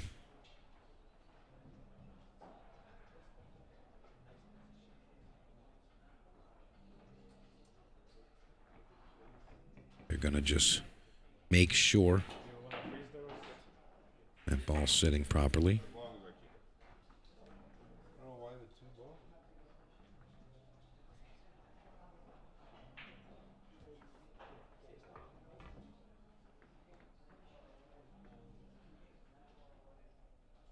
Now, I'm not sure if they're correct with this setup there, but Victor did shoot a shot with that bottom ball. And I hear some clapping here. All right, Lucas Fracasso-Werner on to the finals. Congratulations, Lucas, and also congratulations to Danny Olson for his finish. And I believe Danny's going to be playing a playoff match, and he's going to be playing the loser of this match for the 3rd, 4th position. So still some more pool there, but that's it. Lucas Fracasso-Werner into the finals against the winner of this one right here.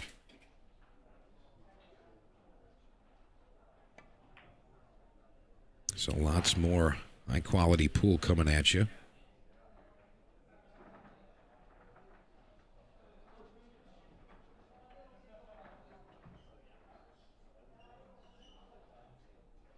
Eight ball going to get moved here.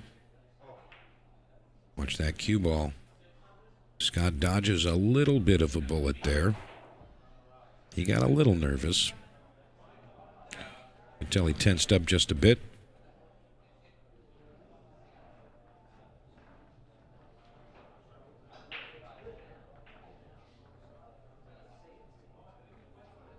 And Victor now trailing 3-0 in the ball count here.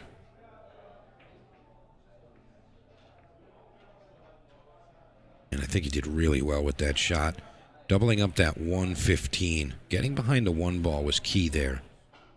Just getting up table wasn't necessarily enough to make Scott think. No, Scott's not going to be taken lightly.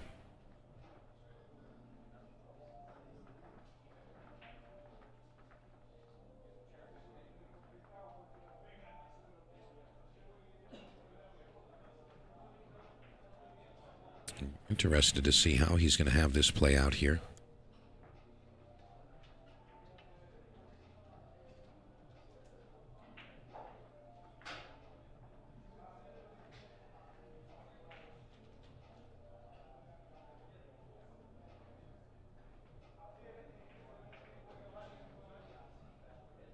Scott really digging deep here.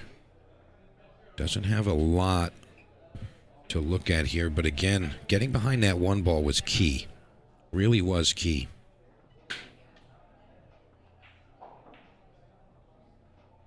I think he's contemplating just carry him off the 3 ball and 2 railing behind those 2 frozen balls. I think that's an option.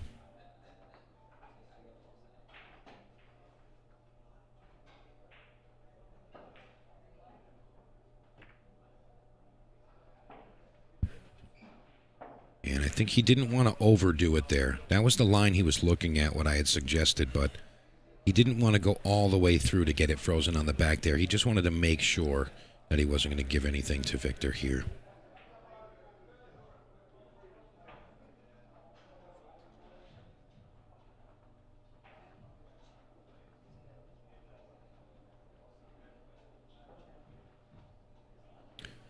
Victor looking a little perplexed as well. And I want to thank Maine Pool Table Services, your fully insured full-time pool table mechanic, just under 15 years of experience. Owner Jeff Robitaille is the trusted pool table mechanic serving the greater New England area, residential and commercial. And they can help with refelting, relocations, repairs, restoring that old pool table, and yes, he even sells new and used tables. Again, that's Maine Pool Table Services. And that's mainpooltableservices.com. Or you can call Jeff, 207-705-4258. Maine Pool Table Services. Thank you very much for your support this week.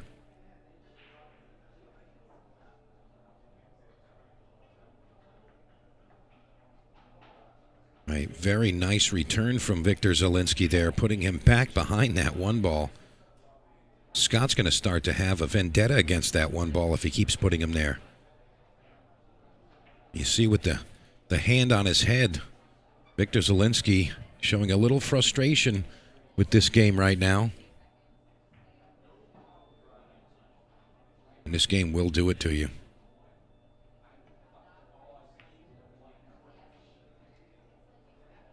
And look at this.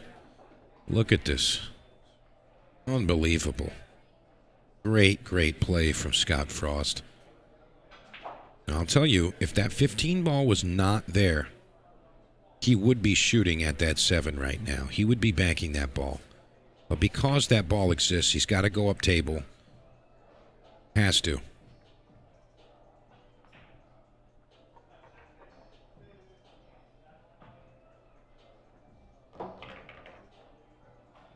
Now, I always like to say that when a player takes out the balls from their corner pocket and puts them in the side, it's not just a count.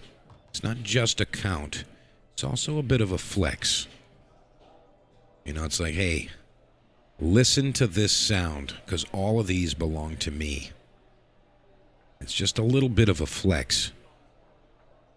You know, kind of puffing your chest out to your opponent saying, you hearing this? These are mine, baby. All right, Scott. I think he wanted to get behind the one a bit more. He does leave a bottom rail option here. Victor's going to return the favor. Again, using that one ball as a blocker. I do think that Scott has done really well with the returns, even after where Victor's been putting him.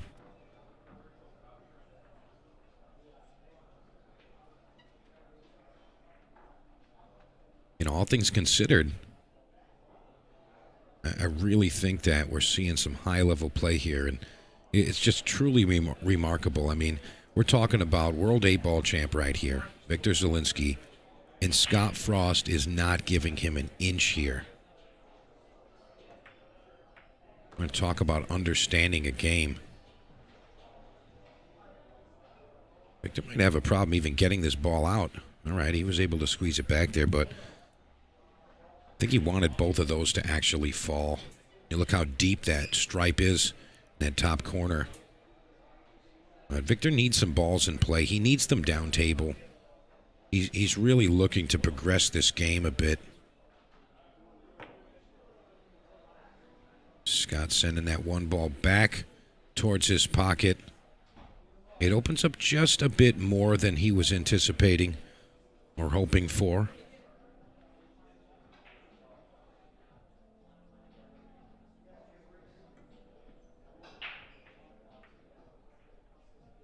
Again, Victor Zielinski trying to be a patient man here. Not an easy task. Not easy at all. And for those of you watching, if you do not have a pay-per-view pass, We're going to be going away shortly, as soon as they give me the cue. So if you want to watch some more high-quality pool, don't forget you can watch all the tables, not just the feature, and 30 days of the on-demand viewing.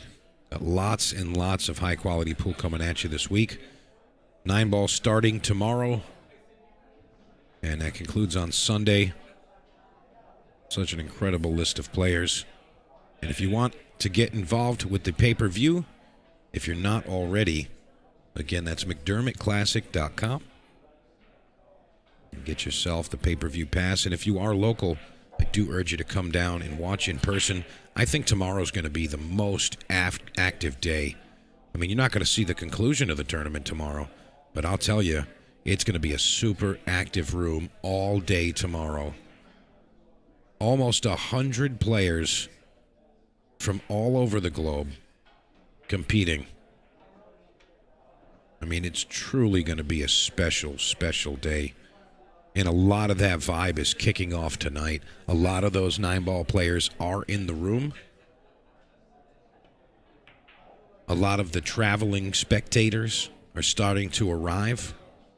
They're just kind of watching the end of the one pocket and waiting for their favorite 9-ball format to begin tomorrow.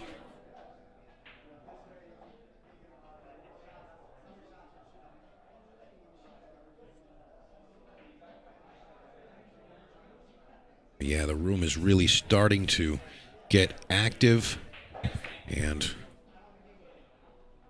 it's really starting to feel that electric vibe that I know is going to be so, so high energy tomorrow.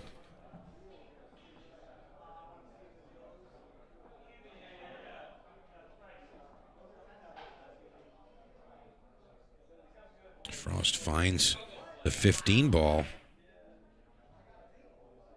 Trying to put him right underneath that 3 ball. And that cue ball's looking a little uncomfortable here.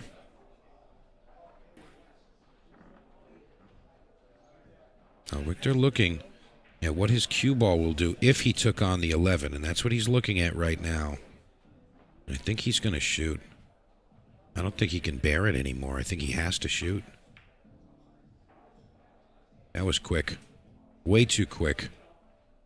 Way too quick on the get down, and you can see that the vice grip of Scott Frost is starting to wear down Victor Zielinski right now.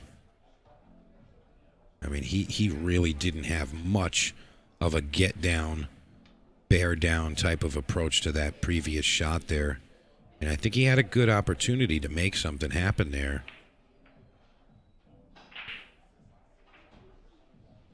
Scott can't fall into that same trap with that aggression. Can't be over-aggressive in this situation. Scott leading 4-0 in points here. 1-0 in games. With that ball count, 4-0. No need to play anything over-aggressive.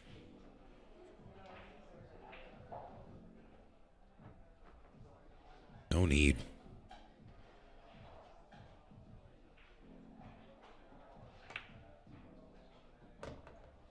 And as I previously stated, give him anything to shoot at, he's just going to fire it in.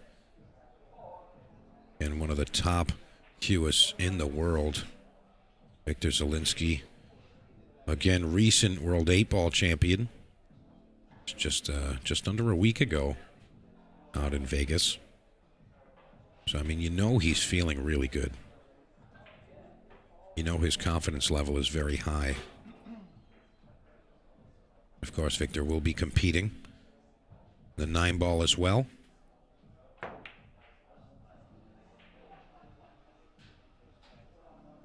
And this ball may trickle in for him. It's just going to be a bit honk. I really like the speed that he played that, though.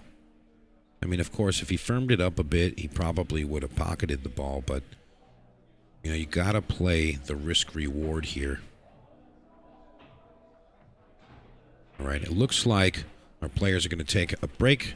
And with that, we're going to take a quick minute to thank our sponsors. Whether you're new to pool and practicing the basics, or a more experienced player performing drills to improve your shot making and positional play, the drill partner is perfect for you.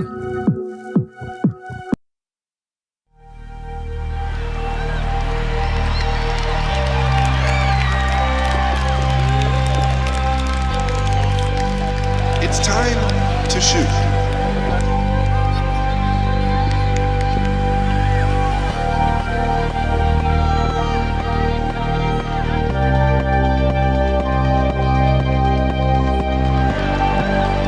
This looks good. It looks real good.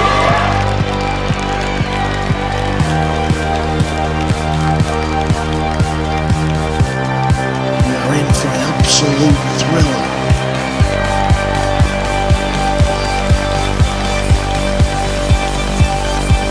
Look at this.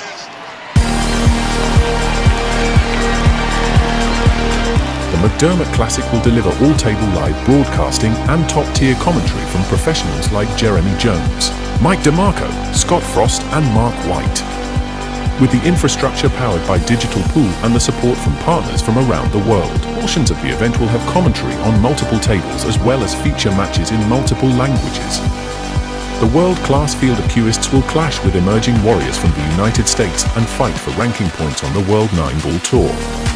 This year's McDermott Classic kicks off Tuesday, March 12th and concludes on Sunday, March 17th. Purchase your pay-per-view pass at McDermottClassic.com now and take advantage of the limited time early bird pricing available only until Tuesday, March 12th. All event information can be found at McDermottClassic.com.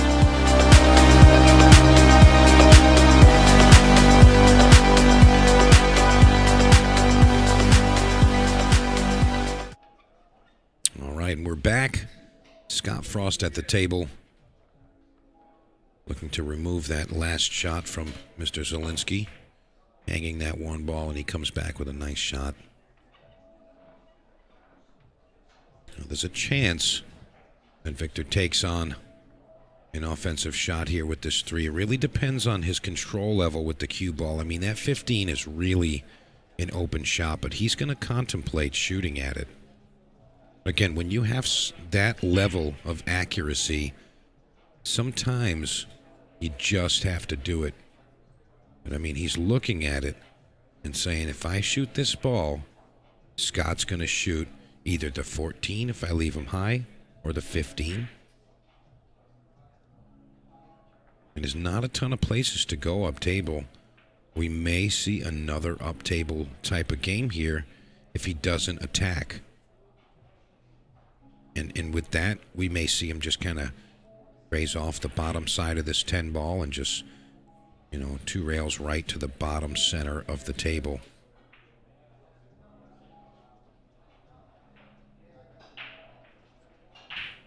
You know, you got to give a lot of credit to all of these players that are competing. It's such a tough thing to compete at this level for so many hours.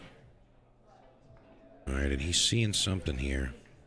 Yeah, he's just going to do the shot that I suggested there, right back to the middle of the table. Right on that bottom rail. Now, call me crazy, but Scott's not going to give up a thing. I mean, there's a few options for somewhat offensive shots. I mean, the 14 banks, 1-7 banks. But he's just going to send that 2 rails back to his pocket, cue ball way up table. And just look at that. Super accurate there.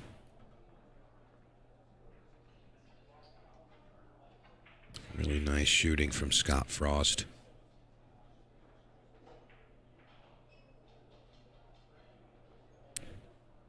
And now Victor Zielinski really feeling the effects of that tight style of play from Scott Frost.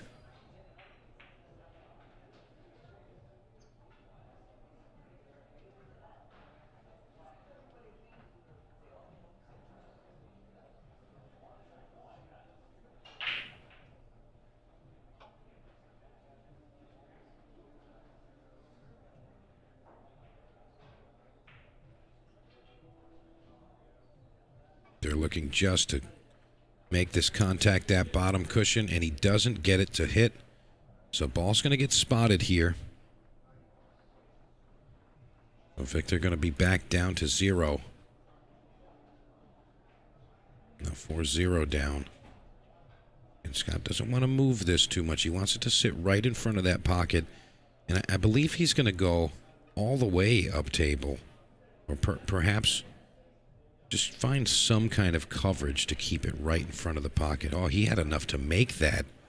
Oh, my goodness. I mean, he put the cue ball where we were thinking here. But I didn't think he had enough to cut that. But apparently Scott Frost can perform magic tricks.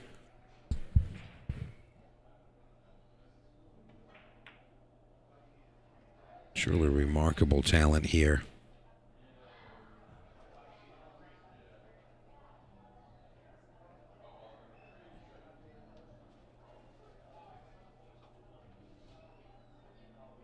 Judge exactly what's available here. Victor really regretting his last decision there.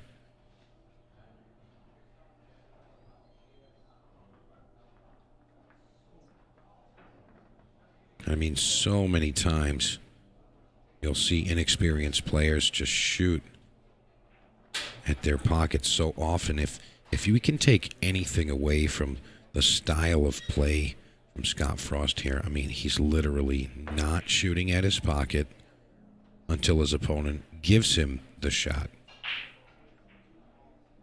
He's not trying to take a shot. He's trying to accept the shot that was offered. Really just waiting it out.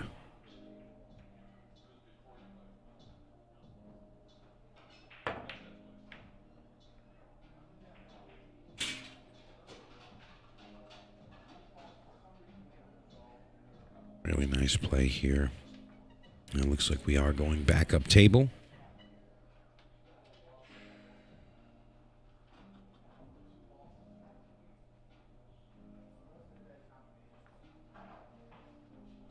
You know, what Scott's thinking right now is he's just making sure that when he sends this ball up table, he's not going to send something back to Victor's side.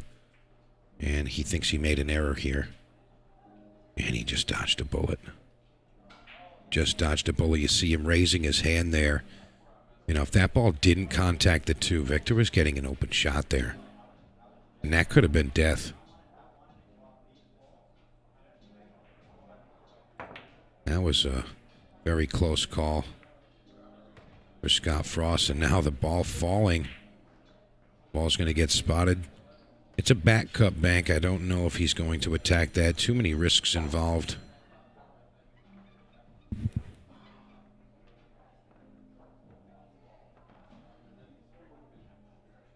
Yeah, Scott going back up table here. Sending that 14 over to his side, and another ball spots here.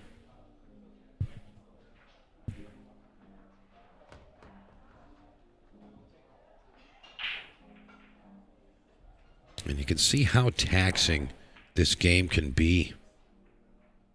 I mean, think about how many innings you've played and you're just not in a good position. Those are the makings of true champions. You know, being able to endure that type of, you know, torture in a sense and just persevere and get it done. Just continuing.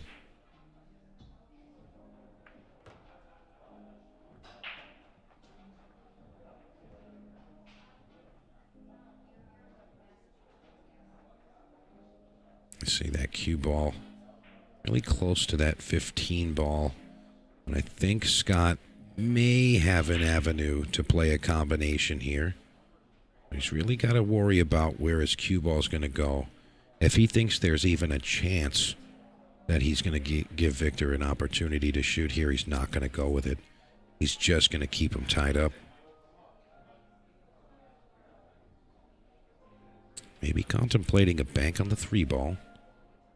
Or even the 13 ball.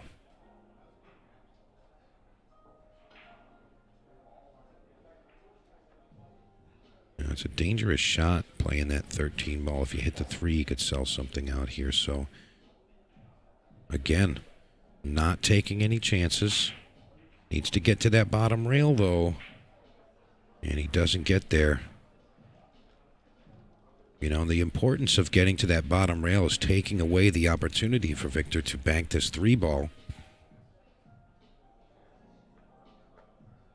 And he's got to get this cue ball up table, though. Needs to double up that 10 and that 14, or keep it under it. That's the option also. Nice shot there. Now, decisions. He's obviously capable of banking the ball, and he could shoot this 9 ball and bank it. I mean, he really needs to make sure. He's going to double check if that 10 ball goes by the 14. And if that 10 ball goes by the 14, I don't think he's going to play this. But if that 14's in the way and it is a combination that he would have to shoot, he's going to shoot it and send the cue ball up table. And you watch that ball open up and go so close to the pocket. Will it fall? No, it won't. You know, as you play this game, you can definitely see how intricate some of these shots can get. And, I mean, you'll never, ever stop learning. Never stop learning. You'll see moves that you've never seen after 30 years of playing it. You'll be like, I didn't even know you could do that. What the heck just happened? And he's just going to give him the ball. He's just going to give it to him. Again, Scott not taking a lot of risk. Not a lot of risk here. And you look at the score line, and it's apparent why he's such a big name in this game. And Victor was hoping a little bit better on those last 2 bank shots. Came with a nice one right off the bat in his last inning there, but really hasn't been able to get that ball to fall. He had 2 opportunities there. Not sure what Scott's doing here. Is he going to shoot? Oh, boy. Feel like that was such a high-risk shot, but Scott felt so good about it. He could just do it. I mean, you know, with the table playing the way that it's playing, I guess I can recant my previous statement saying that it was super difficult. I mean,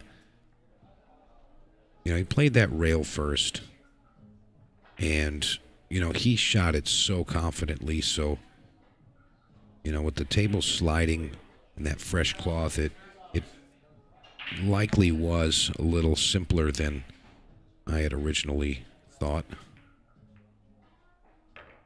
And Victor's essentially trying to re-rack here. You see him tap this ball into place.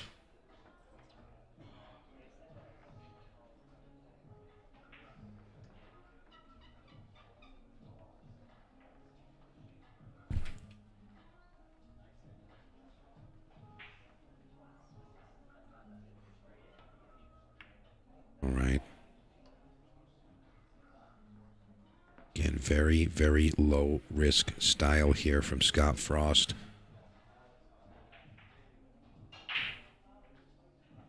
You know, and his demeanor just all day today and yesterday, just relaxed.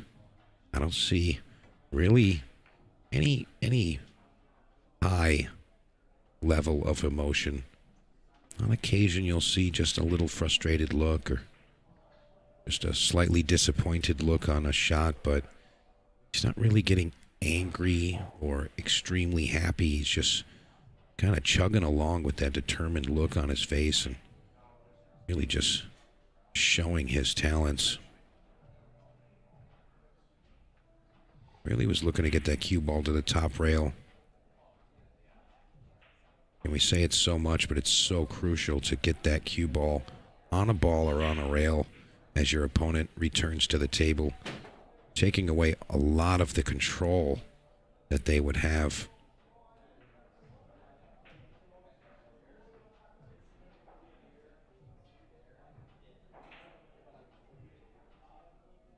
Victor now has the whole cue ball to work with, although no open shots to shoot.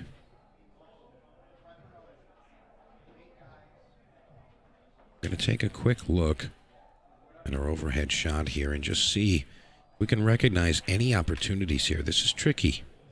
This is tricky. He might actually just bank. No, he's going to shoot this and just roll to the corner. Again, just leaving his opponent uncomfortable and not really offering a bunch of offensive options. But Scott feels confident. It looks like he is shooting at this 7 ball.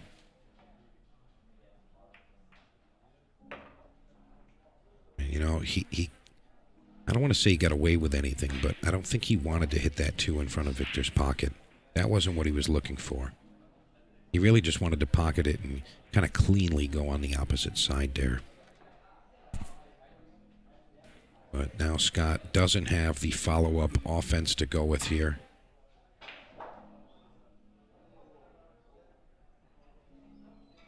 See how he gets his cue ball back up. Oh, what a great shot there. Scott Frost, truly one of the great talents in cue sports. And not just in one pocket, and not just of recent times. I mean, really just of all time, all games.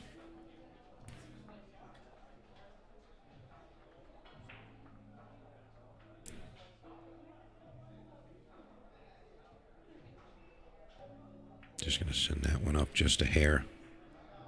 You know, those are tricky shots. Those little shots like that are very tricky. And, you know, I say it a lot. These talented players at this level, they make those shots look so simple. I mean, just a little off and you're selling out a bank shot or, you know, just giving your opponent a lot more to work with.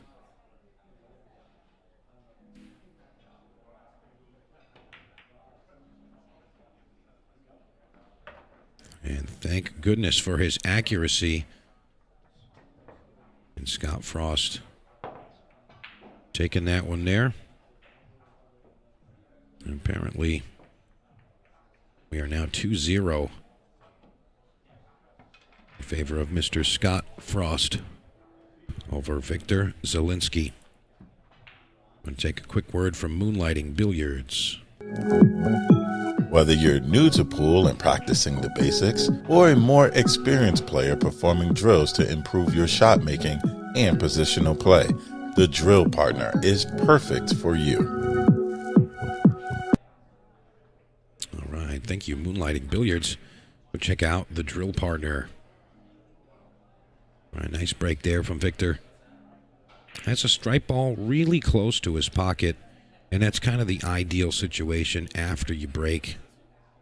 You know, you want to get a ball really just hanging in the pocket where there's absolutely no way to get away from it, and your opponent's either forced to pocket it or forced to allow you to shoot it or take a foul.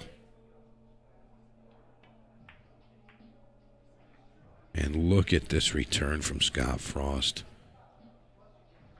What a great shot.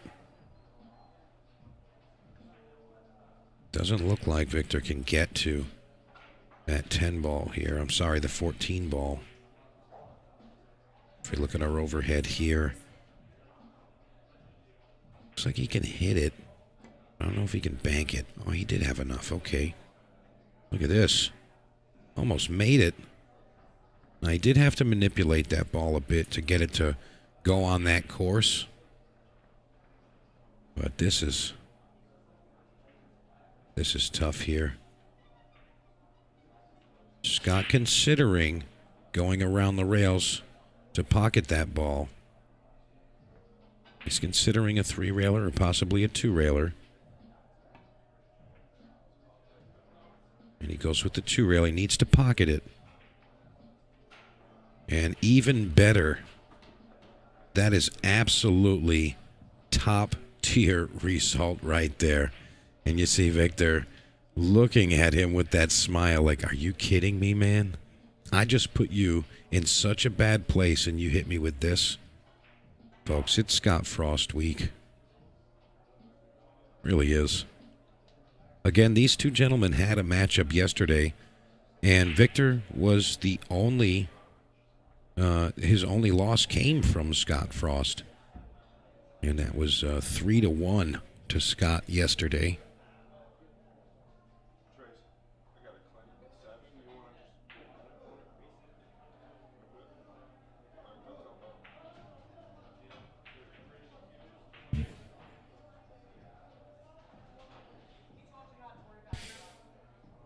I can't even believe, if I'm Victor Zielinski right now, I'm just devastated and, he's got to find a way to dig deep here and try to come with something. And it's really, really tough. Scott's playing just so well, and Victor's hitting him with everything he can, but Scott's not letting up. And again, he's not taking any of those wild shots or those over-aggressive shots, and Scott's really just waiting him out.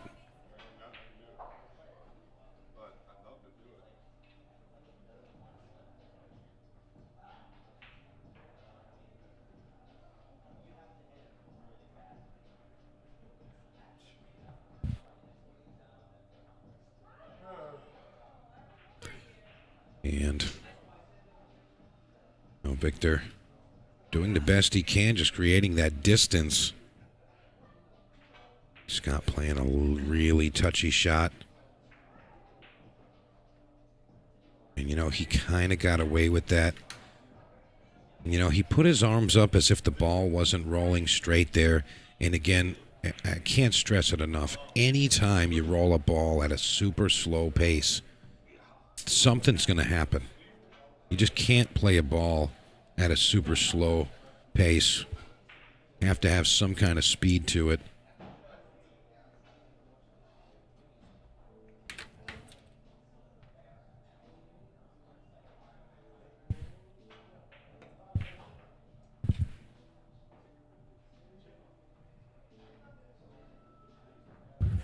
And Victor, again, putting Scott on the opposite side.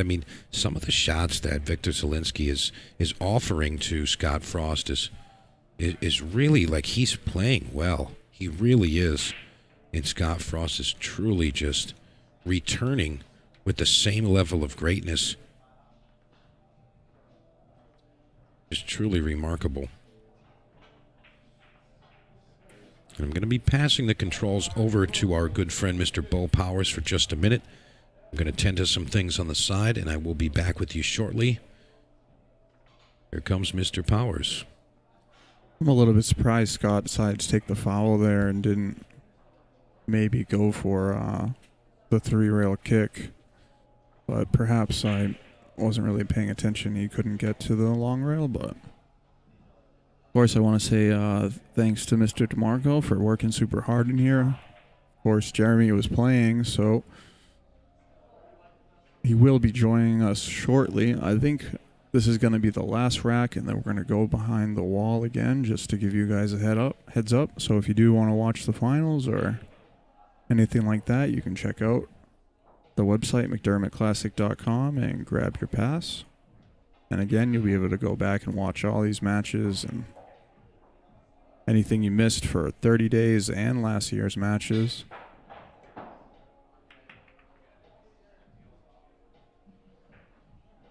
Wow, they're at -1 each.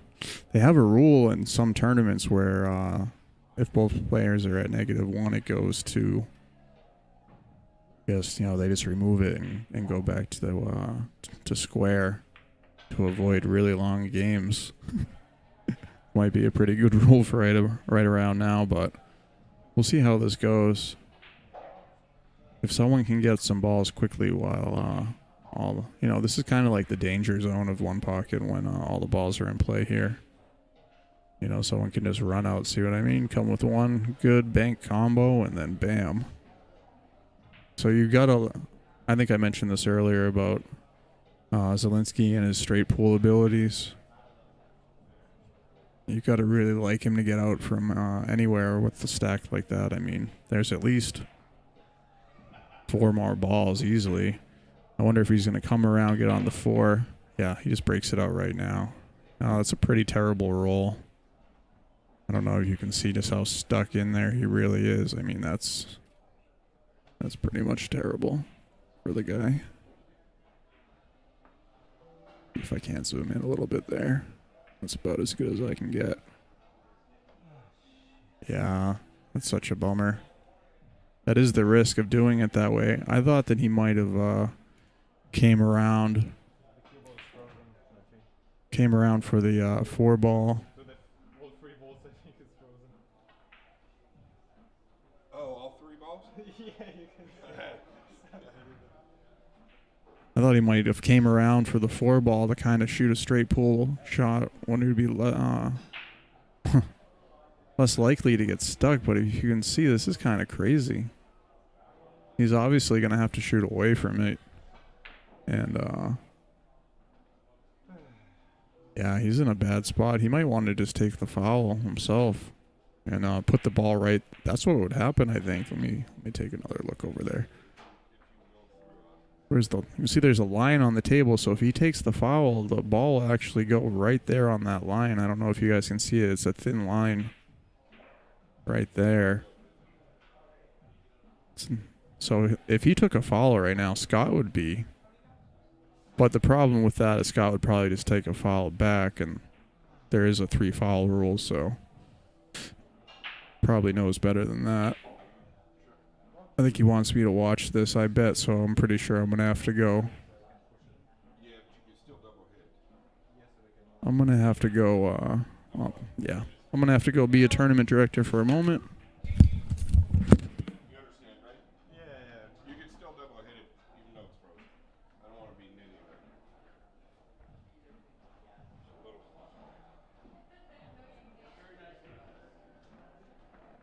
They're frozen.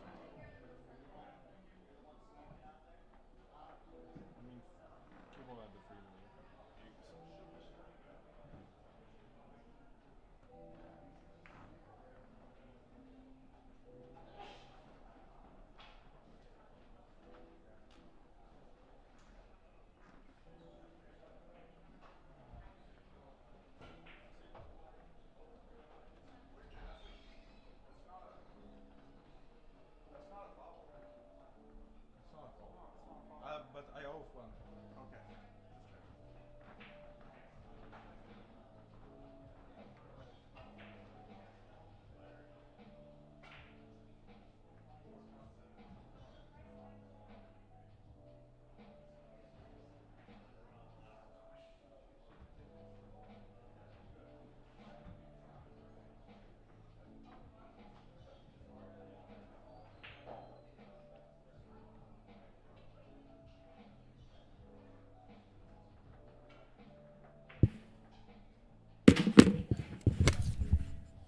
So yeah, the balls were frozen there. I don't know if you guys, well, I'm sure most of you know.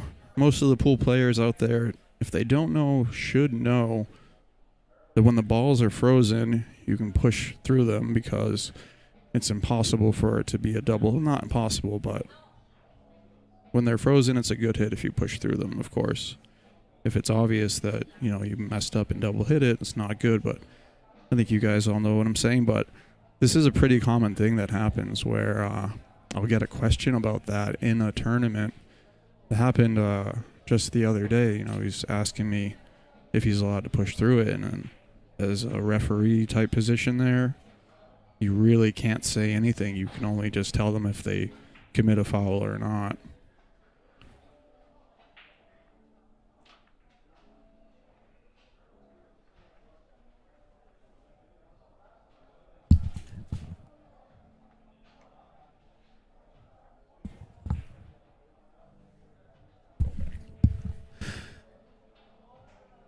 But yeah, that was pretty crazy. I don't think I've ever seen 4 balls frozen like that, including the cue ball, or, you know, 3 balls frozen to the cue ball. Pretty crazy.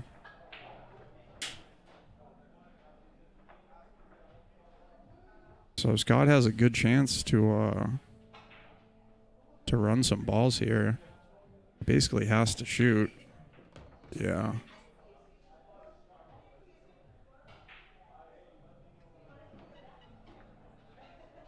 So, like I said, a really unfortunate situation for Zielinski, getting stuck like that, and you could see him just going for the breakout there. But like I said before I got pulled away, I really thought he should have came around. Not that I'm going to say I know better than Zielinski, but I really thought he was going to come around and play that straight pull type of breakout on that 4. It was sitting really good, and if he didn't get perfect on it, he had a different ball.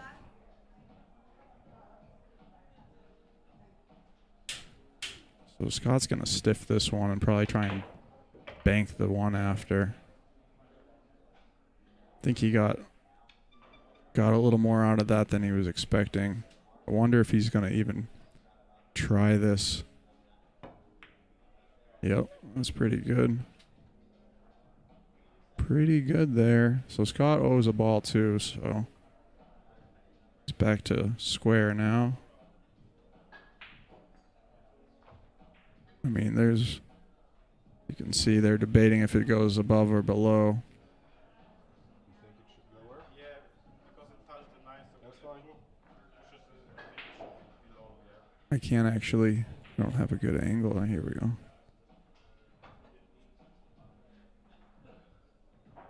I own 1, right? Yeah. All right. So Scott's back to even. I think he actually has one ball now. Let's see if he remembers to keep the ball count there. Looks like he forgot, but I'm sure he'll update it in a little bit. We are having the players keep the game count and the ball count just because we're streaming every table. That way, when you're home watching the other tables without commentary, at least you can check out the ball count. For the most part, I think the players were pretty good about it. I know it's a little bit of an ask for them, but they were all pretty good sports.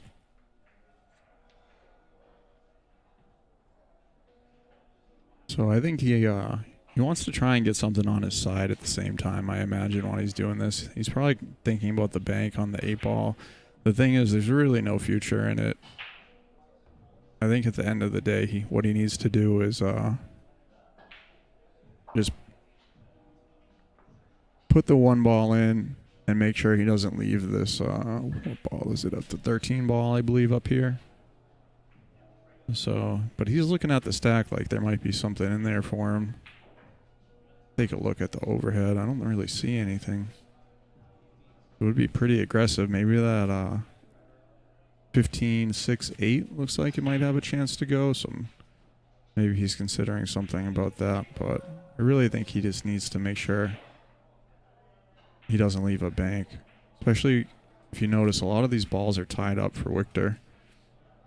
So he needs to just not leave that bank because Scott can kind of bank it pretty free. There, he's talking about something. I'm not sure what he's motioning at right now. I don't want to. I know you're gonna go for the 8. That's why. I think. Oh, so they're I don't know what's going on here. It's okay. Did Scott owe 2 balls or oh no? So he's just trying to get it frozen.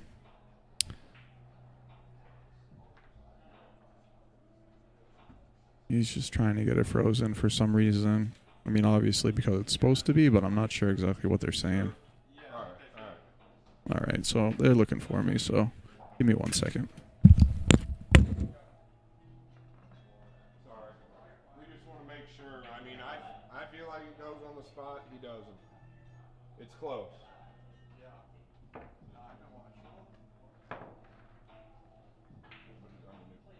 mean, it freezes the ball, but it rests right on the spot. And it pushes 9 back a bit. It's real close, you can see that.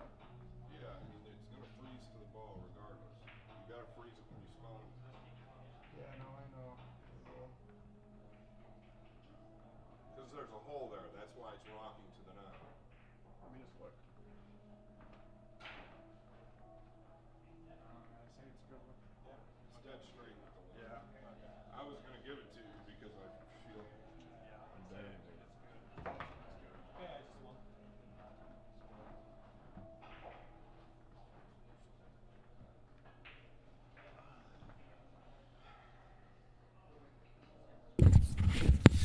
All right, so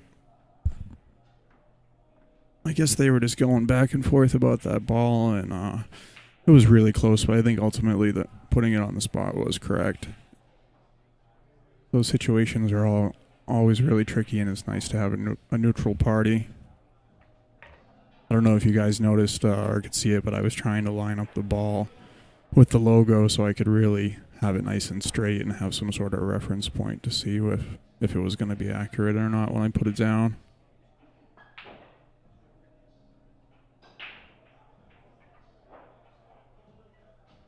I do want to give a shout out to $1 Million Products. I know we did it earlier, but huge thank you. Without them, this One Pocket event really wouldn't have been possible.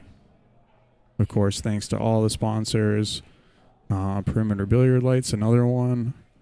You guys have seen the lights in here. They're really nice. Dynasphere is a ball sponsor. McDermott, of course.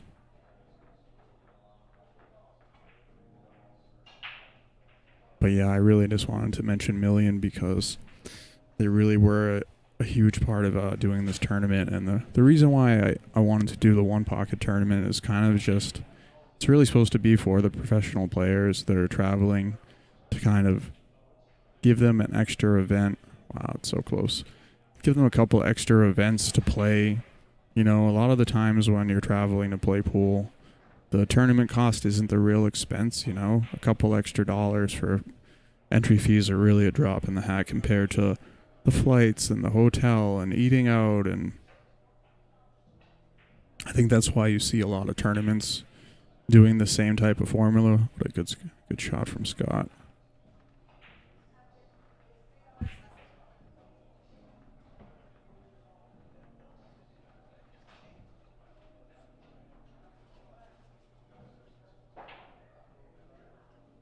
Hopefully we'll be able to do this same type of format. So we did move a ball there, but they're playing cue ball fouls only. So it's only a foul if you move 2 balls. I normally like to play the One Pocket with all ball fouls, but I know for the most part the professionals and all these big tournaments are playing cue ball fouls only. And I figured I would just leave it as B, especially without referees. And I know that they all play major events for lots and lots of money, and that's how they usually play, and they're all fine with it. So figured I wouldn't change anything too much.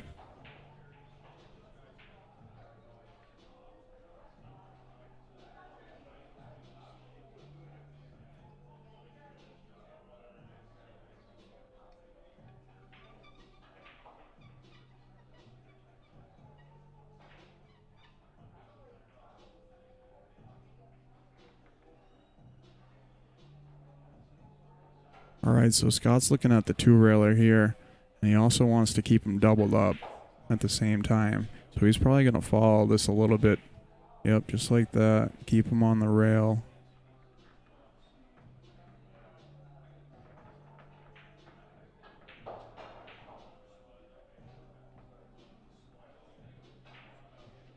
Yeah.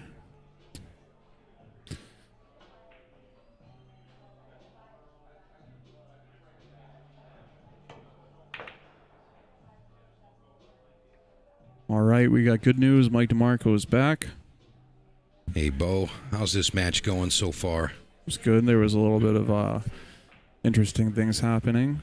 I saw something about a few balls frozen to the cue ball or something like that, and I'm not sure exactly what that was about, but maybe you can fill me in on that.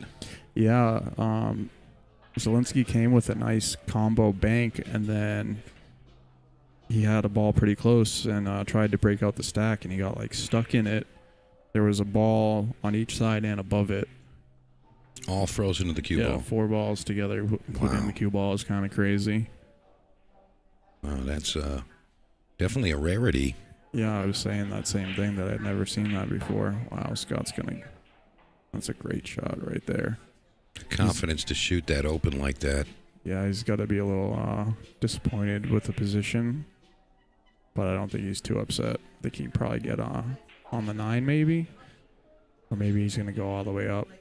Might even just bump these balls to get on the 6. I think we might go into the bottom side of the 3. Yeah. Seems like that's a natural type of shot there. A little bit of right-hand spin. Yeah, Bump the 3 ball off that bottom rail.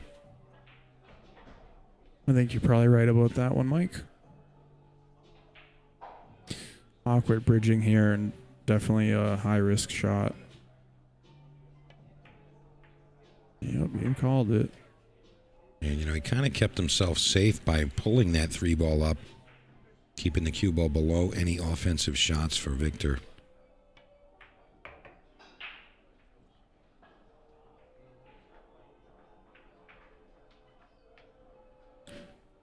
The speed that Scott recognizes these shots is truly remarkable, Bo.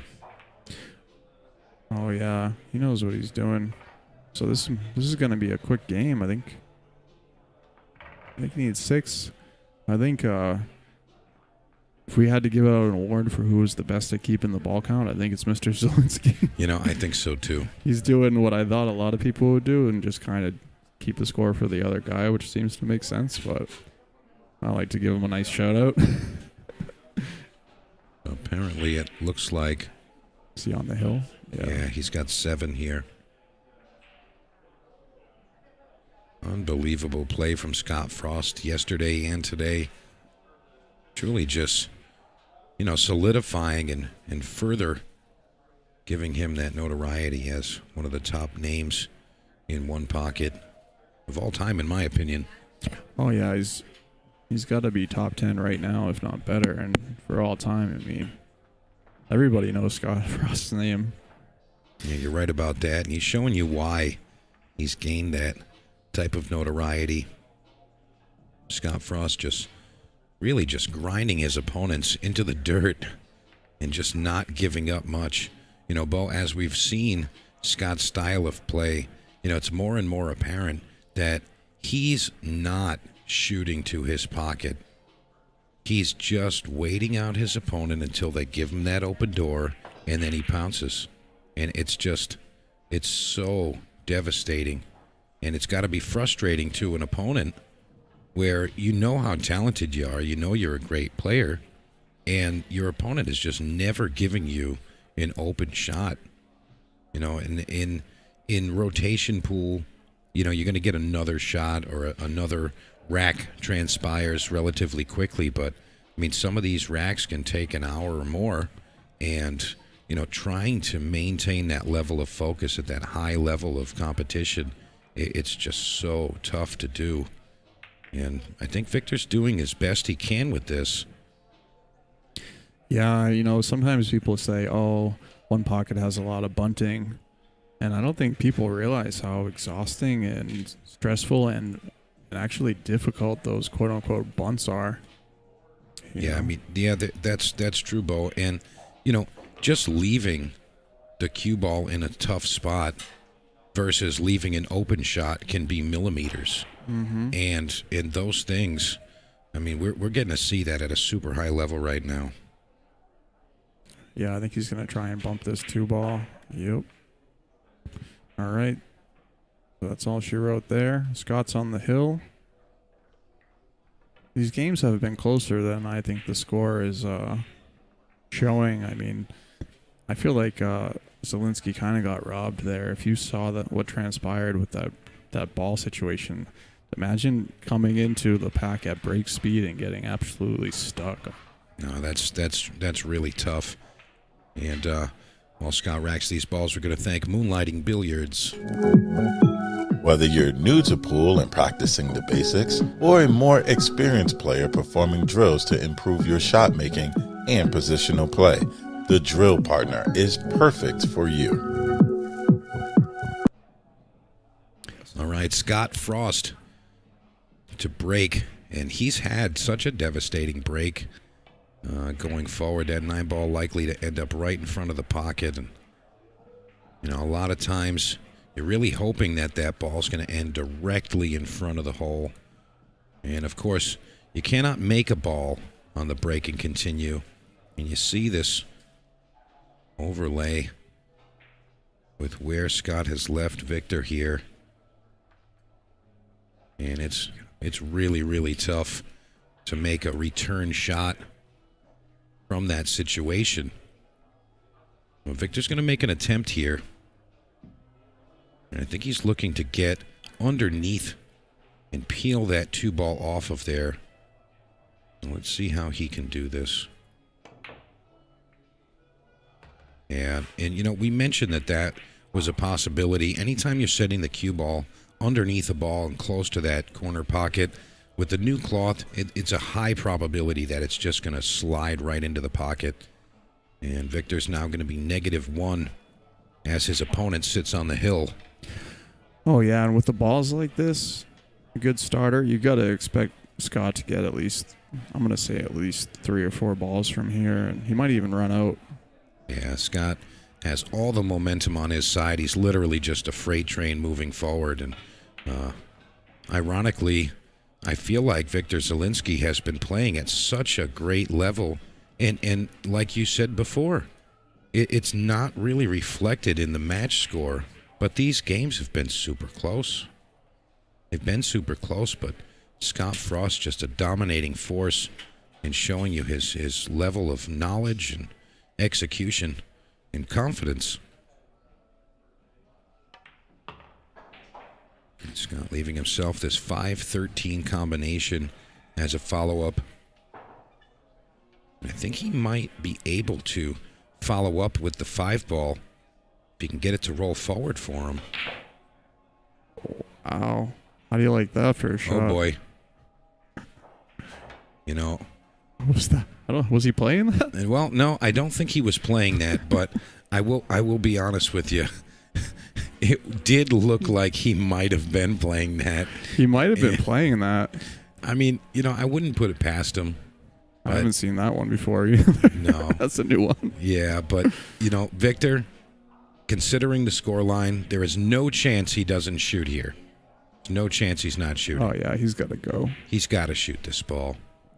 And, you know, Jeremy Jones mentioned earlier yesterday that Victor is an experienced straight pool player, plays a lot of straight pool. And, you know, these types of layouts are very familiar and similar to the straight pool format, where you're playing with all the balls. You see a lot of clusters at times, and you got to break things out and manipulate the balls. And, you know, he's got an opportunity here to get a game up. You know, even though he's got a -1 to start this run with, again, his cueing is so accurate and his shot-making ability is just so up there. I mean, he's basically playing a straight pool run right now, and he's just going to use one pocket to make these balls. And he does have a little bit to work with. I don't want to say this is undoable. I mean, he can't say that he can't do this, but it's a little tricky. And wow, that's just unfortunate. I mean, I had mentioned before, he had 2 balls down here by the first time, and similar to where the 12 is, and he shot it but went into the pack, right into it, you know, from below. But he had a chance to go around and kind of shoot a shot he just shot, which was more like a traditional straight pool shot. Yeah. I thought he would have done that because it was safer, but I did mention the whole straight pool background, and that's when he ended up with the 3 that's frozen when he got balls. stuck. So a couple of opportunities where he really just kind of got bad rolls. But we'll see what happens here. He could kick this 13 right in potentially. Oh no, he's not going to do that.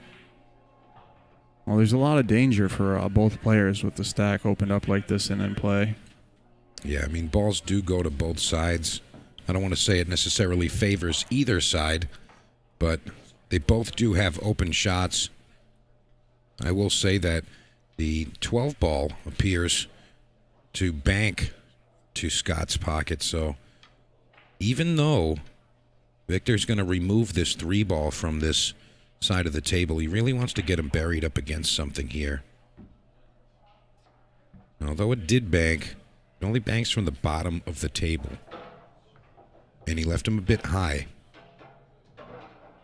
Scott's going to spot up Victor's owed ball. So now Victor's even. But yeah, really, I think Victor's going to be at a +1 now. I think he made 2 there, so he's just going to be +1. So, for the first time in a little while, Scott Frost down in a rack. You know, like I said, if this ball was on the bottom rail, Scott would already have shot the bank shot. And I'm not sure what he's actually going with here. Wow, he tried to make that. He tried to manipulate it. I think he was asking a bit much there. I don't think that was truly available. Look at this situation here.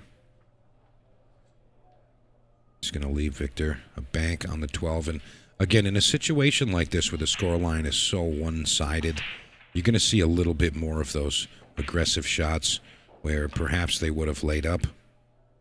But again, as Bo had mentioned earlier, Victor really getting the short end of the stick in some of these situations where 6-ball just kind of stalling on him there and not really offering that 10-ball. I mean, he might still play the combination. It does sit pretty well for that. Possibly 2 rails back up above. But, I mean, it's just really unfortunate there. When he's looking at that 10-ball as if it might have an opportunity to go. It doesn't look it. He's going to play it off of the 5-ball. And again, that's a lot of that straight pool knowledge of his and that comfort that he has. And that's not going to do it. And it looks like did leave some openings for Scott. 3-ball looks available. If he has an open shot here, folks, mark my words, this might be the last run of this match. I mean, of course, he needs 8, but they're all right there. And again, that ball does bank. 10-ball on the bottom side of the table here, right over on Victor's side. It does bank to Scott's pocket, so... And he's got everything he needs. And... I swear that ball didn't go. And you see Scott saying... And he didn't get exactly what he was hoping for. Maybe a 2-railer off the 5-ball here. Or 2-rail to make the 5, perhaps. And that's going to come out really, really nicely.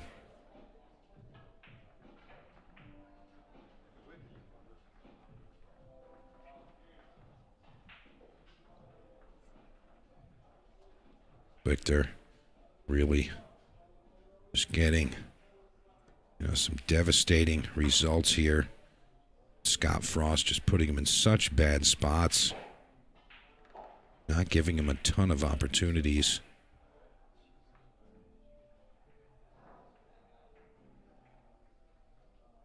Again, just going to put him in the mud.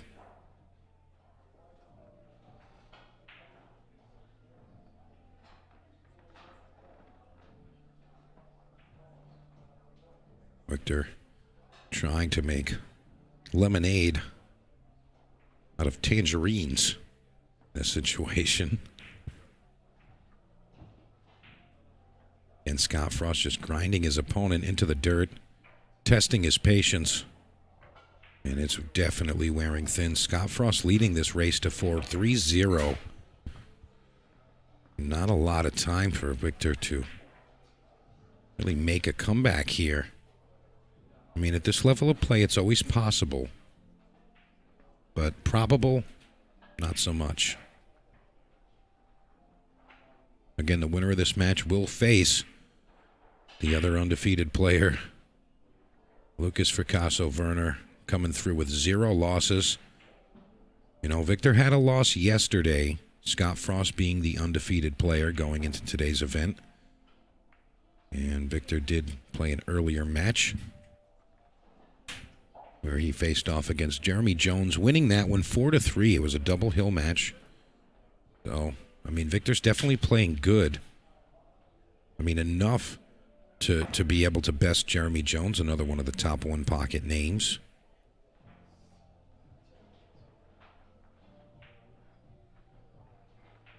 And that might be enough.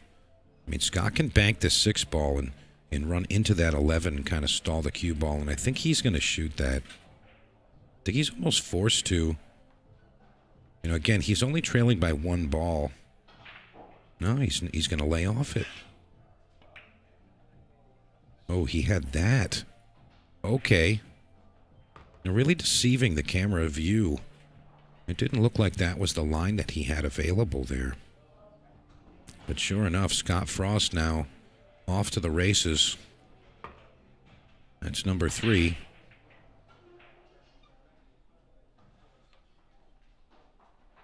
Needing 5 balls, and it's going to be a little trickier as some of them are up table now.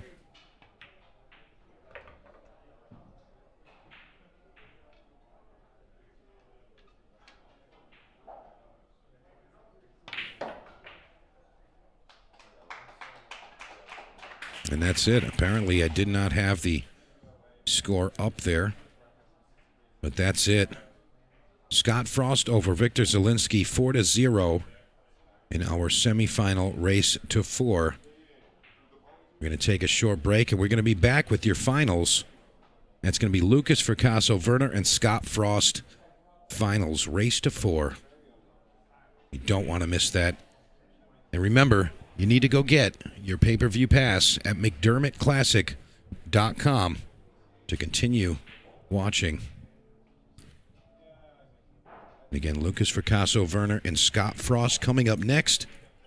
And that's going to be your one-pocket main event final. We'll be back with that shortly. Again, pay-per-view pass, McDermottClassic.com. Go get that, and you can continue to watch the action. And don't forget, 9-ball begins tomorrow, WNT World 9-ball ranking event. And that's going to be starting tomorrow, concluding on Sunday. So the best players in the world all competing right here. McDermottClassic.com. Be back with your finals shortly.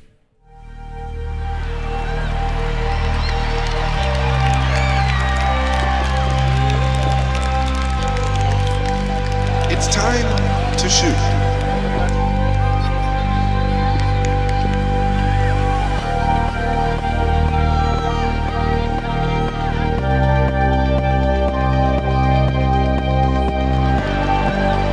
This looks good. It looks real good.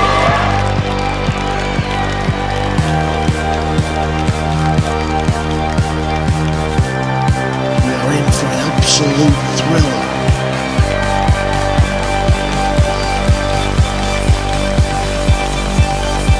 Look at this.